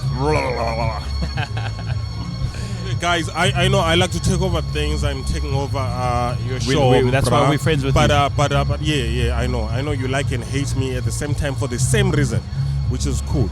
But looking at the festival, look at the people right in front of us, looking at the architecture here, what does this give you in mind? Because I feel like I was looking at some pictures. I think you were once in Rome or something like this. Yes. Like the architecture was almost like this, and I feel like, geez, I might as well take a picture here and lie to people. It does. There's a very special feeling because there's history here. Yeah, there and is, it's. I think it's even more special in terms of the South African context. But I think where we are today, and when you look around at all the different types of faces that you can see drinking beer. Yeah. Look, I mean, just look at the different this demographics. view that we've got right here. This is Cape Town. It's not this is Cape Town. one type of person that you can categorize. It's such a broad range of people that are here. However you want to categorize it, it's so multicultural, and it's. I think it's such a. I get good feelings. It's and amazing. I can tell you right now, the good feelings aren't from the beer. The good feelings are from how many different people are here. And I'm going to carry on with those good feelings by drinking more beer. Yeah, I think I need to go to Shackleton stand right now. So I don't know if you know, we've got a beautiful crunchy peanut butter cookie porter. Tell me, we don't know about that. We don't know you need about to that. come and try. Okay, so Mr. Show Guy, will you be able to release Steve so that he can go show me the crunchy cookie? I think peanut butter crunchy. Let's say cask. Crunchy cask. Let's say goodbye. There's too many crunches inside. There's too many I can't crunchies. take it. Guys, thank you very much. We'll take a break here and we'll look forward to seeing you guys again. Cheers. Cheers, T-Bone. Okay, welcome to Mr. Dylan from Woodstock Dylan. And we've still got some can I say stragglers? We've still got Letu and Ross. Yeah, but we're you know still what? here. I love having you guys here. So just Why don't you call us the Gate Crushers? The gate. We're the Gate Crushers. We'll crash the gates. You can crash the gates. Hey, but guys, more we're than talking Martin, to Mr. Dylan, who is the brewer from Woodstock. What beer do I have in front of me? So today we decided we're going to do our 2016 Sugarman that we brought back. So it's the first batch we ever did. So far we thought, okay, cool. No one's going to have a bottle of 2016 Sugarman left. So let's bring it back. Let's let everybody have it again and let them remember where we came from in our Sugarman and where we are now. And it's actually still got that very red wine, very port, sherry characteristics coming out of it. But to be honest, what you're drinking right now at the moment is our collab with Tuk Tuk Brewery, and that is our Szechuan chocolate stout. This one was actually quite a love and hate thing to do at the same time. We really threw in the cocoa powder because we decided let's go with cocoa powder and did not realize how much a mess it would make in Whirlpool. So that was our hate about it, but love on the rest of the flavors. Sorry, you did it in the boil. So the cocoa powder went into Whirlpool side of things. So did all our flavors and our aroma. So the Szechuan peppercorns, the chili flakes, and the paprika all went into our Whirlpool session of it. Just to add that flavor and make sure that we get everything going through to the fermenter. And to be honest, after the first week of fermentation, when I had this thing, I was like, fuck, that's way too hot. Like, no one's going to buy this. Really? I literally was like looking to be, I dare you to go get a pint of that and finish it. Not just to get a pint, to finish it at the same time. And then literally after a month, it had mellowed out. It's just a subtle burn that comes through at the end, but it does not last. It's like a wasabi burn, as most people have said. It's there and it's gone straight away again. But that Szechuan is perfect. I get that. It's just as I put it on my palate. But yes, like you're saying, it disappears. Did you use a lot of like black pattern malt or something like that? So in this one, yes, it is quite a dark beer. I mean, we're looking way over 40 SRM, but we use cocoa wheat in there to actually try to boost the chocolate flavor that's in there, and a little bit of Carafa Special Type 3. To be honest, it's my favorite dark malt I have. Cocoa wheat? Yeah, so it's just chocolate wheat. We've never brewed with that. That's cocoa wheat's it's not something that you don't come across it very easily. Yeah. It is one of those like things that you look for. And to be honest, an American home brewer, / micro brewer that started out said chocolate wheat is actually our definitive one we go for when we want to add the chocolate to a beer. And we decided, let's see what we could find. As you say, as a home brewer, you don't find it very easily. But if you look in the right places, I'm sure a couple of the homebrew stores that supply Weimann are actually bringing it in at the moment, because it is one of those things that you want to try and actually use. Can I ask something? So the idea behind a beer like this, is it just to create something that's different, or is it more about actually thinking about, okay, cool, we want to use this spice, we want to get chocolate flavors, we want to try, what was it an experimentation thing, or like throw shit in and see what happens? Well, it was a collab with Deerwald as well, so we wanted to do something very special, very unique in a sense. So we decided, cool, let's go for a chili chocolate stout. So that was our initial plan. While doing the test brew, a 20-liter brew system, Wolfgang actually came up and he said, guys, I just brought back some Szechuan peppercorn from China. He literally brought it back from China. Said, try this. Let's see, it might actually be something worthwhile to throw into the beer. Cool, we weren't too sure. Threw it in, and it literally took the beer from being a standard chili chocolate stout to doing a perfect Szechuan flavored chocolate stout, as opposed to the chili bean in the background. And to be honest, it was that experimentation, let's try to do it, and it turned out to be something as great as it is now. Not that I've had one more Szechuan before, but I never actually understood Szechuan until I used it. So do you have this beer in cans, or it's just a beer for this festival? Yeah, so it was a collab. We literally did 500 liters of it. Tuk kept half, we kept the other half. So we've got 7 kegs. We brought 3 to the festival as a launch, and the rest of it you'll find in our tap rooms, both at Woodstock and OBS. And then it's gone. And then it's gone. We still have the recipe, so if we need to do it, maybe. But to be honest, what are collabs for? Let's bring something interesting out there, let people try it, and let them remember it. Yeah. After you get a big demand 20 years later, maybe we bring it back out again. So literally for someone who's at home who's listening who didn't manage to make it here, they have to find this beer this week. You're looking at a good chance of trying it this week would be the best time to have it. At Micah as quickly as you think. I mean, we've already done a keg so far today. Yeah. So let's see how the rest of the festival goes with this beer. So come on. We've got the... hopefully by the time people listen to this, they will still have International IPA Day, International Beer Day, which is on the 1st and the 2nd of August, respectively, coming up. So we've got something special for IPA Day. We try to do something special. Tell us about it, Seth. So we're actually going to do 4 small brews for International IPA Day, and then we'll have our normal Cali, unfiltered Cali, and Slice on tap with a Fruit Loops IPA made with Fruit Loops, a prickly pear IPA, a grapefruit IPA, ruby grapefruit IPA, and a black IPA. So you just said a whole bunch of stuff there that I'm just like, okay, I'm not going to ask you to repeat it. The only way I'm going to understand what you're talking about is to actually go there on Thursday to kind of be like, drink the beer, and to actually try all the different flavors that you've just been talking and about. Understand it, because that's the only way you understand beer. Grab a pint, enjoy it, and you can actually experience the full flavor that a brewer wants to show out there. So what else have you got brewed for today? Maybe not brewed for today, but this has been brewed for a special occasion. Yes. So as I said, the 2016 Sugarman was our first ever Sugarman that Woodstock Brewery did. First barrel-aged beer Woodstock Brewery ever did as well. And to be honest, it came out, they went into brand new red wine barrels the first time ever, and we realized that it came out super sherry port-like. and we wanted to keep that, but obviously bring beer out. So every year we did it, we kind of blended barrels back and forth the whole time to actually get the right flavors we wanted.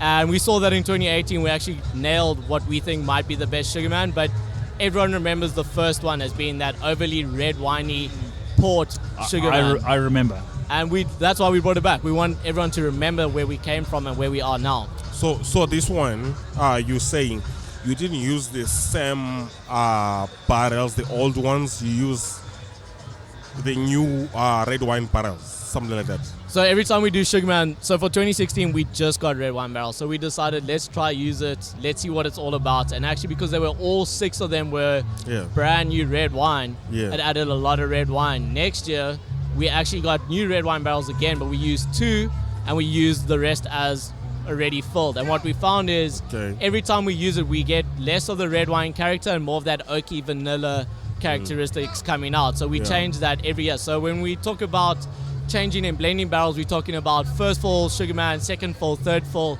maybe fifth fill, depending on what we're playing around with, and the flavors that we really want to actually contribute into the beer itself. So you know what I've been doing personally on all these beers.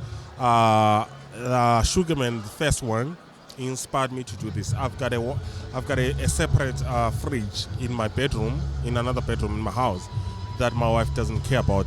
I always keep all these big beers. So I've got the first edition, I've got the second edition bottles in there that are still kept. I'm looking forward to getting another one. Then I will taste the new one and then I'll keep another one. And then I've got so many of these beers. I keep all the big beers every year. You need to, in my like, fridge. it's one of those things. So that's what I'm going to do. And I was wondering if you guys are keeping all these beers. Look, we still have a case of 2016. I've got 2 cases of 2017. I might have a bottle of, I think it's 16 or 17, but I can't remember. So 17 was the only one that actually got a gold sticker on it for the best dark beer in the country for 2017. The rest so 16 was before that and 18 after, but I say I've got a case of 16, case of 17, I've kept a case of 18. I'm going to keep a case of 19 all the way to 2020, and then I want to do a 5-year drinking experience of Sugarman.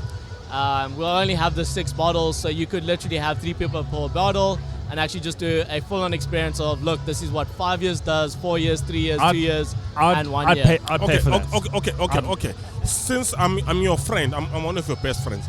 Just one of them. It's just the 4 guys. It's just the 4 of us. So just the 4 of us. How can I get my hands on one bottle of each of the editions? You should have thought ahead and actually bought a bottle each year, or actually. No, I have. But the thing is, the ones that I have, but you drank it. I told myself I want to have them after 5 years. Yes. You know, so I want to taste it now. I want to find out how it tastes now, but I don't want to crack it. Once I crack it, I've lost it. That's a problem. So, like, forward thinking about Sugarman, to be honest, if you love the style and you really want to try it, a 6-pack is perfect. You drink one this year, you keep the next, you drink it next year, you drink next year, and okay, how much is a 6-pack today? 6-pack for, well, I mean, we're selling it You at... don't buy a 6-pack, do you? You can. We've actually had a couple of people take cases out of our tap room of Sugarman, and we're selling it at 45 Rand a bottle at our tap room.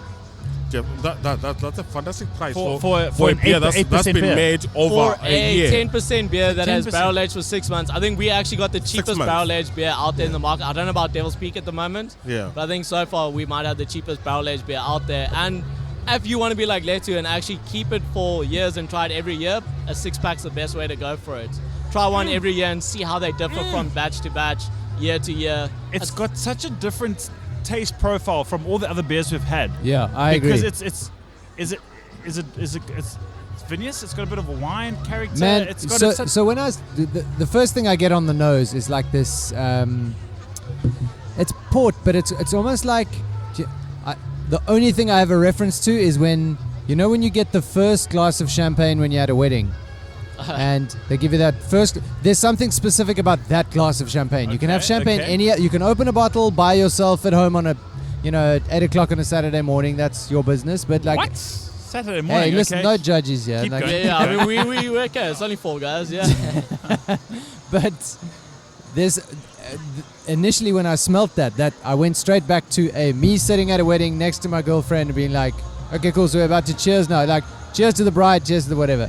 That's what came through on the nose, but the flavor has got like a very port. I want to. Yeah, it's just it's something fortified wine in a sense. There we go. Fortified. That's a great word to explain Let's that. leave today with that word. Fortified. That's a fancy word. Fortified. Okay, yeah, but Fortified. But I've never had champagne next to your girlfriend, or maybe anyone's girlfriend for that matter. But True. I've had fortified wine, or should I say sherry? Yes. That's what I used to call it, but I'll start calling it fortified wine. That's exactly what I get at first, as it touched my lips for the thing, and the first time on my nose. Exactly. It's so interesting that I'm looking at Bruce Collins right now. He's laughing at me. Hey, Bruce, come here. I just got a kiss from a man. Guys, there is something about people coming up to us, my guests, and kissing my guests. This is weird. I don't know. Kiss always Bruce. Kiss the guest. Kiss the brewer. Maybe we should do a kissing booth where it's like kiss the brewer. Yeah, there we go. Kiss Who the said brewer. you want to meet the brewer? It's all about kissing the brewer these Greg days. Casey will be in the front of the queue the whole time. Always. He will just be wanting kisses. Greg, please, go to the back. Go back to the back of the line. Man. Guys, I'm going to say thank you very much. I've had a lot of time. Ross, you looked like you were going to say something. I wasn't. I was going to say something rude. Oh, really? No. Don't do it. Don't do it. But you've kept us now, so we have to say it. No, I wasn't. No, it was. No, I wasn't going to say anything. I was just. I just opened my mouth and to say. No, I was going to say something about kissing. I think the kissing booth next year would be an amazing idea. Kiss the brewer. Kiss the brewer. Yeah. That's it. Here we go. Just have a massive stand. All the brewers get this big, and the brewer has to wear a T-shirt that says "Kiss the brewer." There we go. Perfect. Cheapest. I don't know. It's high time we get kisses. How do you? It's high time. No. I fully agree with him. It's high time we get kisses. I posted on my Facebook page yesterday. I said people should come here, support the small guys. These guys work so hard. So hard. They are So a little super appreciation passionate. was what you're looking for. No, what I'm talking about is that how hard you guys work. I know you, Dylan. You know, you my friend. You're one of my less good-looking friends ever. And Sure. I've got the brains, like though, so that's fine. And you've got the brains. I mean, yeah, you've got opposite of beauty and brains. But you work hard and you're so passionate about what you do. It's amazing that you keep the passion for, I think, how many years now? We had 5.5 years at Woodstock, yeah. 5.5 years, almost 6 years now. Yeah, I've known you for 5 years, I think so. And you're still looking at beer the same way as you're looking at your ex-girlfriend. It's amazing, you know. It's amazing. Something you want to love from a distance, but you can't. Yeah, you deserve that kiss, bro. You deserve that kiss. Okay, so guys, next year? I think let's do it. I mean, I'm not a Kissing brewer, booth. so I'll just set it up. I'll just set up a kissing booth. You want a courtesy brewer shirt? No, it's fine. Yeah, we can, because No, you know thanks. brewers. Yeah, I'm fine. Dylan, thank you very much, and well thanks done for having me, Troy, yeah. for really actually making an exceptional beer.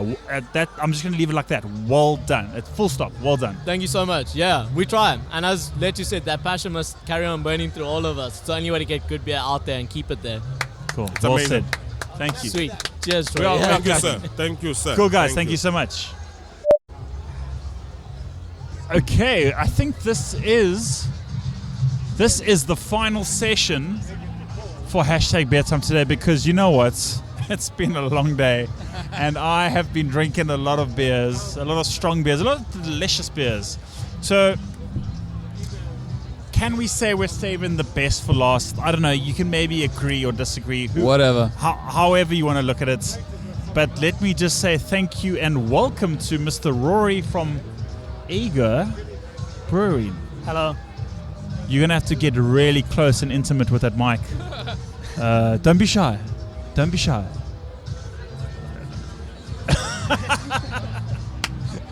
I didn't know where to run with that joke. Yeah, there's so many different ways we can take that. Such a large, bulbous. And then maybe top. it's a good thing that we finishing off with the gentleman who we started with. With a large, bulbous Mr. microphone. Mr. Mo from Riot. How's it going? And then we got Mr. Tony join us back once again. His name's started- Carl. guys. Hi. Tony His name- slash Carl. It's Carl. Carl slash Tony. Mr. Rory. I feel very shared on the mic. No, you mustn't. We can get close. It's all right. Mr. Rory, what am I drinking here? This is the McLeod Lager. So Who is it? Who made it? we made it. Get close there. We made it. We made it as our first lager a couple months ago. I spent a lot of time talking to a lot of different brewers because lager scared the Jesus out of me. So it's funny. Actually, you talk to a lager brewer and they're scared to brew ales, and you talk to an ale brewer and they're scared to brew lagers. It's quite funny. But lagers are real special to me. Nuances of different flavors in a lager. Okay. Show like the real intricacies of what brewing can be, and you go in that full circle, similar to your wine drinkers. They go from like big red wines back into their they get from white wine to big red wines to softer red wines, and then back into big bold white wines. And that's, I think, how you move with beer as well. You go in those circles, and now all I want to do is drink lagers. Isn't it? That's weird, but I hear what you're saying, because I've also felt that kind of movement where you've, like you said, you've gone full circle, and now you appreciate the hop variety within your Czech Pilsner. You identify with that, and you're like, okay, I understand what they're doing here. It's a deep level, and I think it's. It is. We're getting deep here, I like it. I hope that other people can get to that level. I'd imagine it's like food and like cooking. When you go that extra mile and you source the ingredients yourself and you put it into your recipe, and you can taste those nuances. I'm getting very ahead of myself now, but I think I'm trying to relate it to other people who maybe don't know what we're talking about. I think the wine's the best correlation here. Most people know their wine, and most people go in those cycles of big bold reds, then they go into their softer reds, and they go back to their big bold whites. And just for the record, I'm coming out from a cold. I hope I sound like Phoebe in that Friends episode, which sounds real husky. And No, you. As I say to most of my guests, you've got a voice for radio.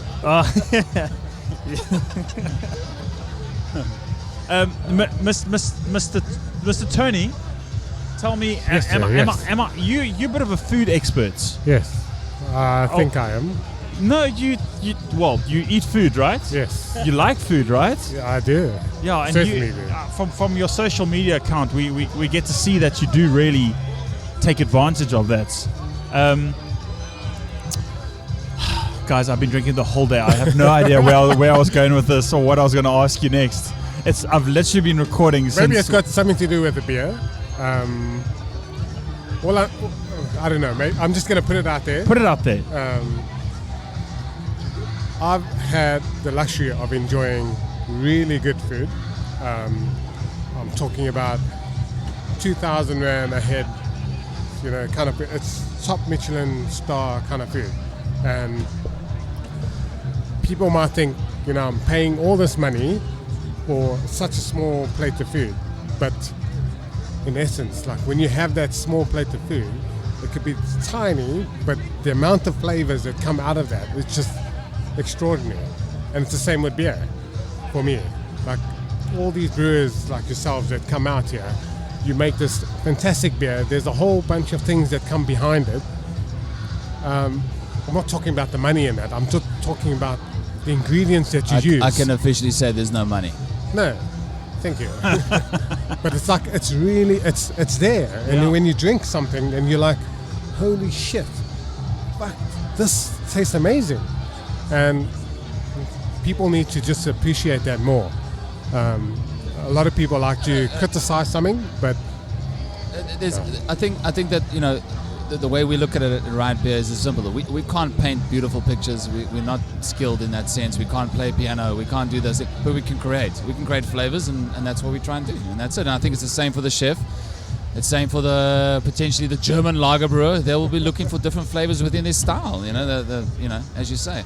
But coming full circle, Rory. I mean, I don't know. I mean, does that mean you're going to make a non-alcoholic beer soon? Isn't it just to interject there? Isn't it weird isn't it crazy to think that the one brewer in Cape Town who you'd least expect to make a lager actually goes ahead and makes a lager? I mean, am I wrong? The question is it delicious or not? It is delicious. I think there's an appreciation there from the consumer side, from my side, where we all know you from a specialty ale brewer. That's how we know you. But you've, like you said, you've come full circle. You've gone back to a lager. You appreciate the nuances of a lager, the subtleties, because sometimes, as we've discussed before on the show, for this festival, sometimes having all those heavy beers is just too much, and you want to go back to something that gets a basic level, but it's the differences are minimal. So you bounce up and down in a very short kind of amplitude.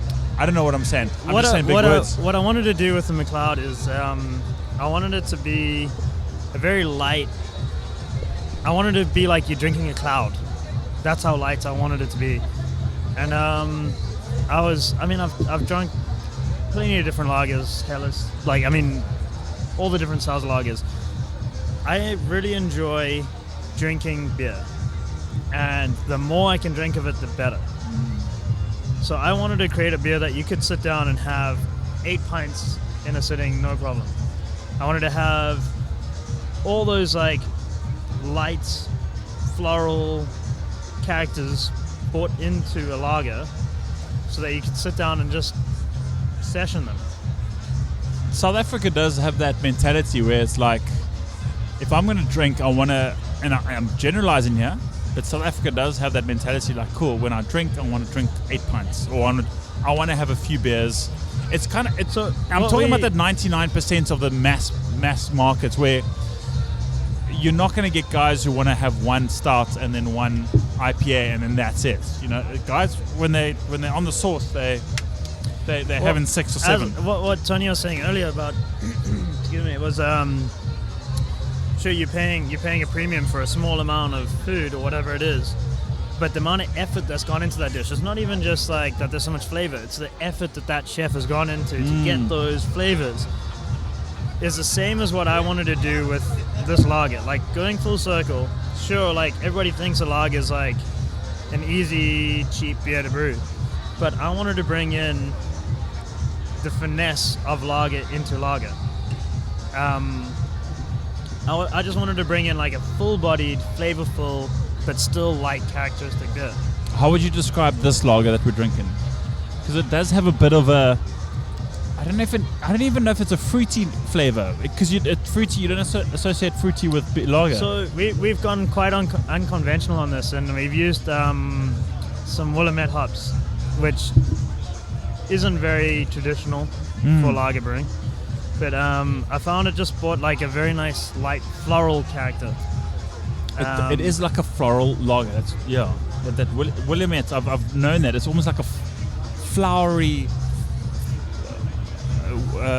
hazy kind of taste. Mark will elaborate on Willamette. Help me out here with it. You know hops or two. I mean, obviously Willamette is a very old school hop. Obviously, it found its place in the world early days in the late 90s, making IPAs and pale ales in the American market. But sure, I get it. It's a floral lager. I think for me it smells more lagery than anything else. Like the nose is very interesting. Yeah, I like it. It's good. It's got flavor. It's got body. It's got texture. It's good. Thanks. Guys, I think we leaning towards the end of the evening because Troy's running out of energy. I've been drinking since 1 o'clock, so I think we're running out of time because I've been drinking. Can we say some dirty shit now? We potentially can. I think, you know, you can't leave my listeners hanging like that. So if you want to tell the dirty joke, I'm sure you could. No. But here's a question for Rory. What makes a good low ABV pale ale?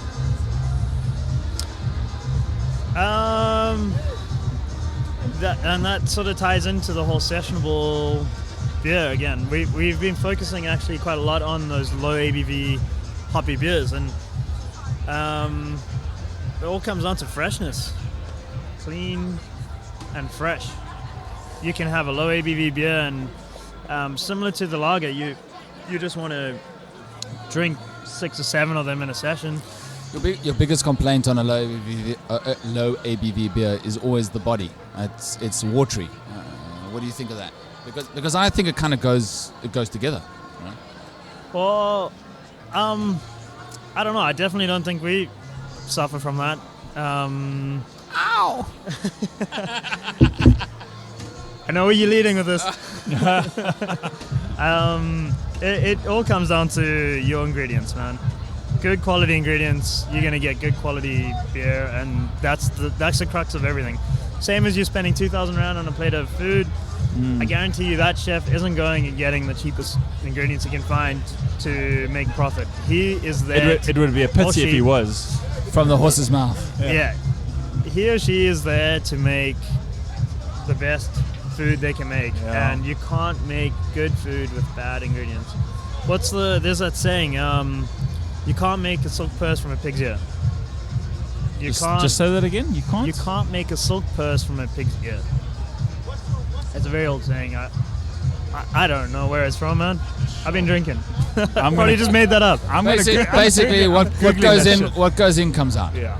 You can't make something better than it is. So yeah. Gentlemen, this was a lot of fun.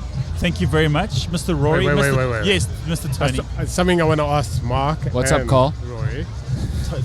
Tony Cole. Have you ever had TK? The cart horse double? Have you ever had the luxury to taste it? I haven't. Then you haven't lived. Sure. Wow, was that a mic drop? It was more of a mic. Please don't drop my mic. But I want to live. Yes. Tell me where I can get it.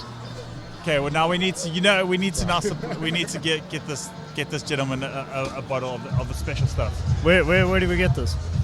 It's an invite only homebrewers club. So okay, I get it. Yeah, I'm in. Clearly, we don't cut the mustard on this one.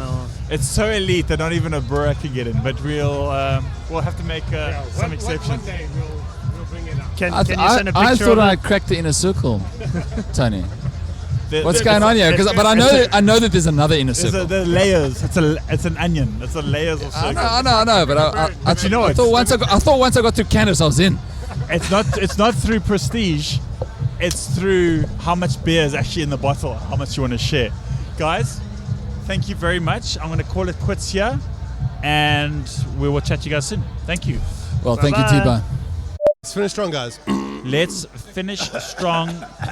Ladies and gentlemen, this is the last segment of Hashtag Beer Time for the Woodstock Beer Festival. Things are getting rowdy. We've got Andrew from Beer Bar Beyond. Hello, sir. Yes, sir. Yes, sir. Big cock. And then we've got Mr. Carl. Hello, how are you? Guys, this is going to be the last segment because Oaks are getting rowdy. The Oaks are getting loose. Troy, this has been a big day for you. This has been a big day. Let's just take a moment to take it in. Hold on, take a moment. Take it in. How's it been? Pretty good? Smells like shit. That's only because the toilets are right here. Yeah, the toilets are about a stone's throw away. I feel like it's been a good Have you enjoyed one. the festival? Have I enjoyed it? It's a bit. You've only been here for a few minutes, a few hours. You sound so unsure. Since yeah, the gates I mean, opened. I guess. Since the gates opened. You were one of the first, Mr. Cole. It's been amazing. Why wouldn't I enjoy it? I mean, I was exactly. Why wouldn't we? We've got a great selection of Besides beers. these mugs, I mean, shall we address the elephant in the room? These mugs. Look, And they were trying to do when you're having a festival, these are not your fucking tasters. Okay. These are not But tasters. there are no tasters. Didn't you read the sign? I know there are no tasters on the fucking signs, but this is not what I want to walk around. I got carpal tunnel from just holding this fucking thing the whole day. But what a lovely memento to take home. It is, isn't it? You know, every single wife is going to go, what the fuck is that tomorrow morning? This ain't fitting in the dishwasher. This doesn't fit in If the you dishwasher. bring home one more festival glass, I'm going to punch you in the dick. I know he's paying. I feel that shit.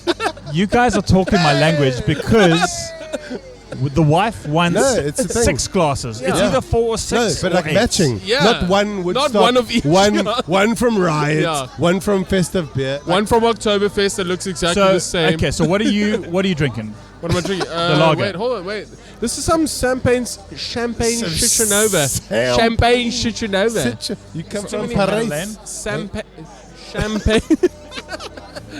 You know that thing, man? That collab from Metal Lane. Yes, that was a good one. That was a good one. Okay. I have got a McLeod lager from the Clan I've just had the McLeod lager. It's pretty delicious. I'm gonna go back to What have you got there? Back to my Stellies. I've barrel heard aged. I've heard good things about the Stellies. I've got, you know what, guys? You can't see it, but I've got a whole bunch of beers that I've collected over the last few hours. Are you going to So- open them now? Why are you telling me? Yeah. What are you? What are we here for? Guys, but you guys are going to help me close the show because it's been a long day. Because there was no one else available. Yeah. You called everyone else, they didn't come. Or they couldn't remember. But the music is starting to pump. The DJ, I can see him in the background. He is turning the bass up. The knobs are turning. The knobs are turning. But I think it's been a good day. I think we are in a good position in terms of beer festivals in South Africa, in terms of where we are. Like, Man, come on. There's more excitement than doubt. There's more positivity than negativity. If you didn't get some incredible conversation out of today, then there's something wrong, because there's been the most incredible lineup. Like, this has been one of the better lineups. I feel don't you. tell our wives this, but we go to a lot of beer festivals, generally for work, in air quotes, but work. But today's lineup is fucking insane. There's not, besides the McLeod lager, Yeah. there's not one sort. It was okay. It was anger. It's all weird beers, and that's what you want. Like, you're gonna go home going, "Fuck me, I tasted some amazing shit." I'll cast a negative light on because that's what I do. But like, Give us some there negative. were man. too many dark beers. Oh my, fuck you, okay? What is wrong with you? The sun was out.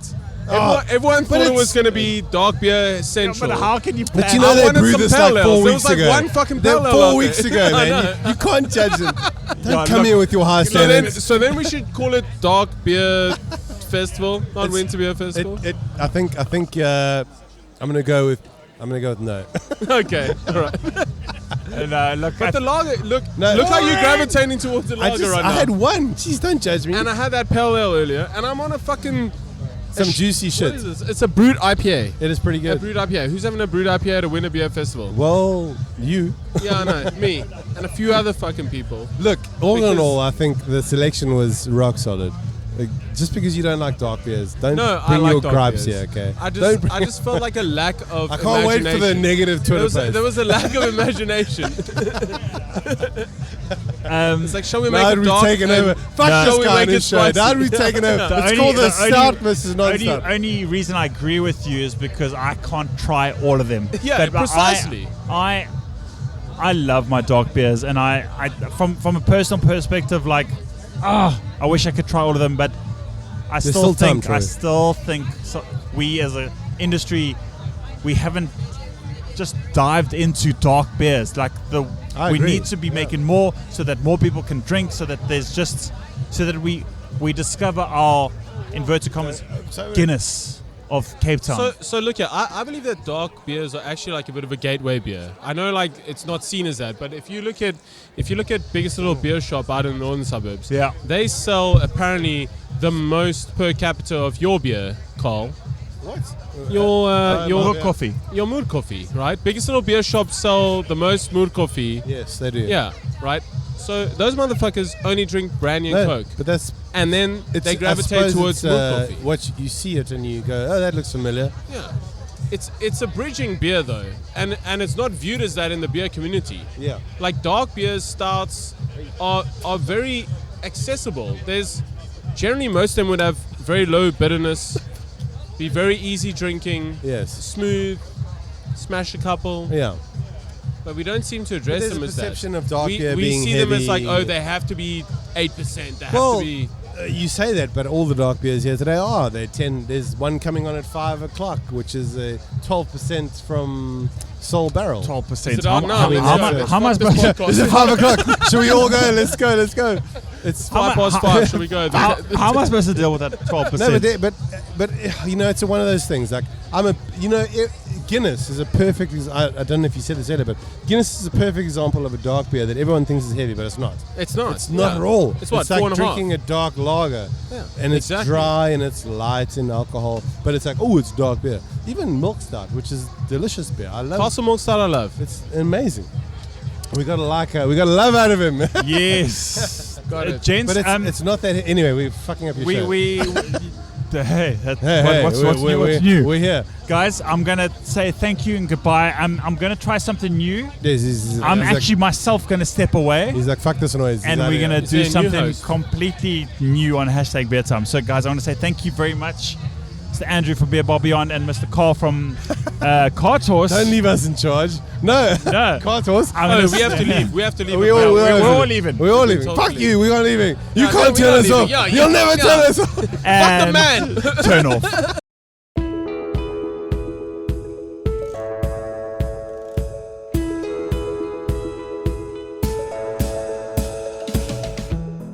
Okay, so that was the Woodstock Winter Beer Fest. Well done if you made it to the end of the episode. Listening to the podcast, I'm still surprised I even made it to the end of the show. I'm sure you guys picked up on a handful of comments about the SA industry. And if you agree, if you disagree, I'd love to get your thoughts. And you are welcome to message me on any of the social media platforms. Please don't be shy. And if you haven't yet followed me, well, do yourself a favor, hit the like button and give me a follow. We've got some cool plans lined up for #BeerTime. Cheers, people.